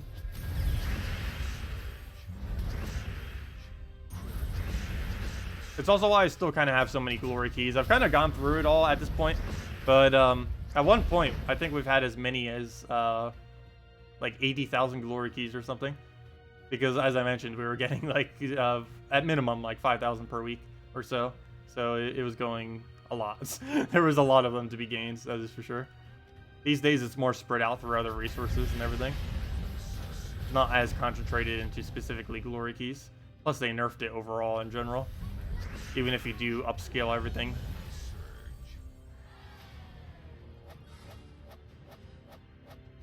But yeah, let me go show the mall team real quick.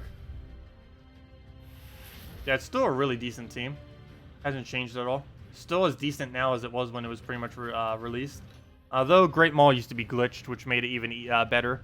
Great Maul used to, whenever you took multiple skulls at once, it has multiple chances to devour it back in the day.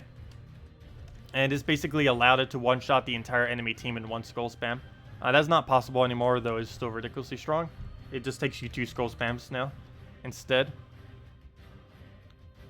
And sugar. But yeah, now you basically have to cast Inferno King and Shagra like about 3 times total. Not both of them casting 3 times, but between the 2 of them you have to cast about 3 times. Whereas before you only need like 1 or 2. And you would instant win every battle back in the day with just Inferno King. With Great Maul plus Inferno King plus Shagra in that order would win every battle. Whereas these days is not necessarily enough to win every battle. Especially since I don't believe traits existed at the time either when the team first initially came out. Okay, we'll go and just take a purple over. Oh, that gives him blue. Oh, and a skull. Oh well. As long as Great Maul doesn't die, we're fine. Though he is trying to get there. He's getting a little close. A little bit too close. The first thing obviously we'll want to do is get Great Maul to full mana. Pretty much every Great Maul team, that is the first thing you'll ever do with it. Now we need... Oh, it didn't surge. I was expecting that to be full mana, but all we have to do now is devour him. We'll go do that on... What's the most annoying thing on this team? Probably Word Breaker. Oh, he has immune to devour. Don't do that. He has immune to devour. That would have been a fail. Let's do it on Christine next. And ideally, we'd have Inferno King here. Brown to red and green to skull, which we don't have, so let's take skull, I guess. Go do that. We do have alignment, and that should be match. And then we Shagra. Actually, before I do, let me grab that. Throw Shagra. And that's that. Yeah, that's pretty much Shagra in a nutshell. I mean, that's pretty much Great Maul in a nutshell. You can also do it on Warlord 4 difficulty, which is what this team used to be used for. Is you go do this, throw it on Warlord 4. Okay, maybe not that specific team. Maybe not that specific team. Why must everyone use the most annoying teams in the game? I should just went for the Firebomb team. There we go, that's a little bit more tame. But yeah, we could actually win on Warlord 4 pretty easily with this. I say that, but we actually could die in 2 skulls. But assuming we don't instantly die on Great Maul, should be a pretty easy battle. Despite them having ridiculously high stats, as you can see. But that makes very little difference when all we have to do is just do that. Devour the Great Maul. And as you can see, we're pretty much as big as him now. And now all we have to do is start skull spamming. Unfortunately, he got a pretty... We didn't really get much of a follow-up to that Great Maul. But we'll go move that over. We'll take a skull. We do have alignment, so we will go for it. And now we just start going crazy with everything. Throw a Shagra at him. And as you can see, even though we're on Warlord 4, we're still able to do it. And doing this team basically like this in PvP at one point was, as I mentioned, upwards of 10,000, or on average, I would say about 8,000, actually probably 7,000, about 7,000 gold per battle, which is way above the current average, which I would say is about, he killed it. Oh no, we can still kill it without it, but the average these days is around, I would say, 3,000 or so, if you keep into consideration revenges and everything else. I can actually win now. Inferno, you know what, I think you just won. 82 damage on the thing. That is a lot of damage. I'm gonna do this. Probably a bad idea. Wow, we actually landed. Oh no, we didn't land it. Okay, oh, if he would have lived, we had a chance. Shagra, I need you to get a skull right there. Wow, you actually got it. He actually got the 1 in 7 chance. Now I need you to extra turn. Actually, you know what? Let's take that skull guarantee. And now we have to throw this. Please don't miss. And there we go. But that was a little bit of a shaky battle because we lost our front line. But as you can see, we could easily win on Warlord 4. And we get 3,801 gold. But on average before, like I said, about 6,000 to 7,000 if you were to do this in normal PvP between revenges and everything else. But yeah, it used to be a lot more. Yeah, it's not really worth doing that these days, doing Warlord 4 on casual. It actually does, in per battle, it does more than PvP. But overall, due to the amount of extra time it takes you to win, it's less. Plus, you could easily lose some of the battles because if they just go crazy, they can one-shot you with pretty much everything. You saw how much damage that Infernus does. It was doing like 81-something damage off its ability twice over. Yeah, it's a pretty fun team to mess around with. Still probably one of my favorite out there, even though I personally don't use it that much these days. But if I was to ever like consistently do a skull spam team for a long duration of time, this would probably be my go-to team, just because of how decent it is. Actually, I even did it for the Zugoff when I ended up doing the video on Monday. This was the team I used for it, except of course instead of a Great Maul, we used Zugoff. The standard Great Maul team with that. I didn't actually show the Great Maul variant on Monday when we did all that, but yeah, this is what it would have been instead of a Zugoff. Yeah, this is why you don't need Zugoff. Great Maul is already a Zugoff, pretty much. Not exactly, but close enough. For how much cheaper it is, it's perfectly fine as a Zugoff alternative. In many instances, it's actually better than a Zugoff as well.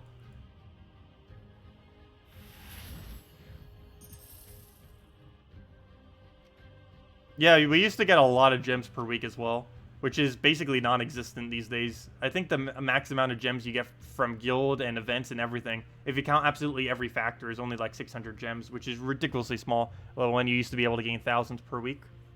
Easily, thousands per week. Yeah, the good old days. Actually, at one point, I think the average player in the game had like 10 to 20,000 gems. Like the average player. That was like way back, like 1.5 years ago, though. The game has changed a lot. They did a really big economy rebalance like a year or so ago, which the game was needed, but they hit it a little bit too hard.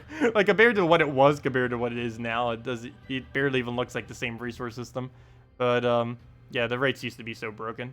They're a little bit more balanced now, but in a way, they kind of need to start giving us more gems because they give very, very little gems these days compared to what they used to, and they just keep adding more and more things to the game that keep requiring gems, which is a little bit bad. They need to stop doing that.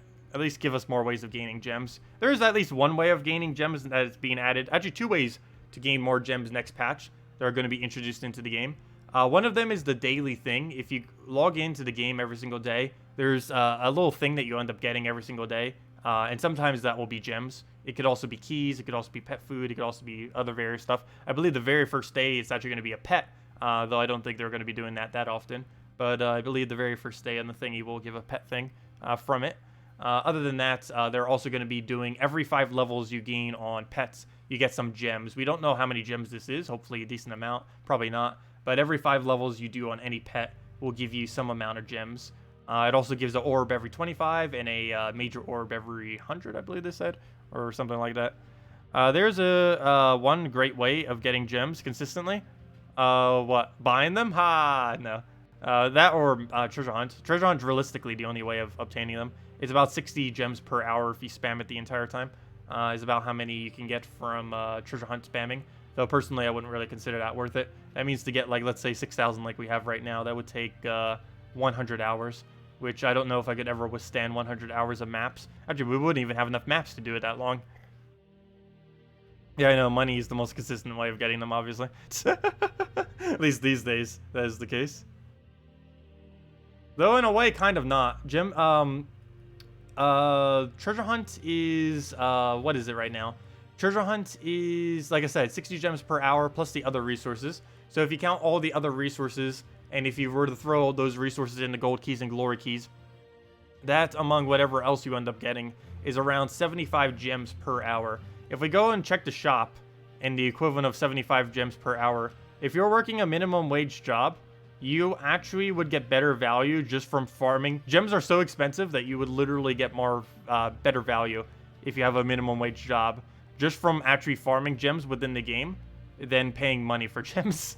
Or at least assuming smaller pack values. Anyways, but like if we go look at this pack right here, like let's even say like this one, the in-between, so 50 and 100. So that would be 750, which is above what minimum wage even is, or at least in the United States, it's I believe 725, and that's what it is around my area anyways. But yeah, a minimum wage job would be less gems per hour, plus after taxes and everything too. But yes, a minimum wage job would be less gems per hour than actually farming gems in Treasure Hunt by spamming, spending all your gold and glory on chests. You would end up getting more gems from just farming them than you would from actually paying for them. Of course, if you bought bigger packs, then that wouldn't be the case, but especially daily gems. Daily gems is actually really good value. But just basing off of that, that's kind of funny. The devs think one gem key is worth $99. Where do they have that? So you don't put much faith in them giving any amount of gems. I know, right? No, what is that unvalued? I don't think they overprice anything that much. They overprice a lot of things, but I don't think they've ever done anything like that. Anyways, guys, I think I'm going to be heading off for today, or at least for now. We'll be back in 7 hours from now at 8 p.m. Eastern Standard Time to go do the Guild Wars for today. I believe today is Brown Guild War, so we'll be messing with some kind of Gorgoltha Corvash team. Probably just something pretty standard, but we'll see what we'll have to mess around with. Anyways, other than that, pets very soon, TM, probably next week. We should be getting pets. Not confirmed, but most likely the case. We're getting the New Kingdom a few weeks after that. And, yeah, we got a lot to look forward to, that is for sure. I forgot he's even there. He blends in with the background so well. He's kind of sitting there. But, yeah, pets coming soon.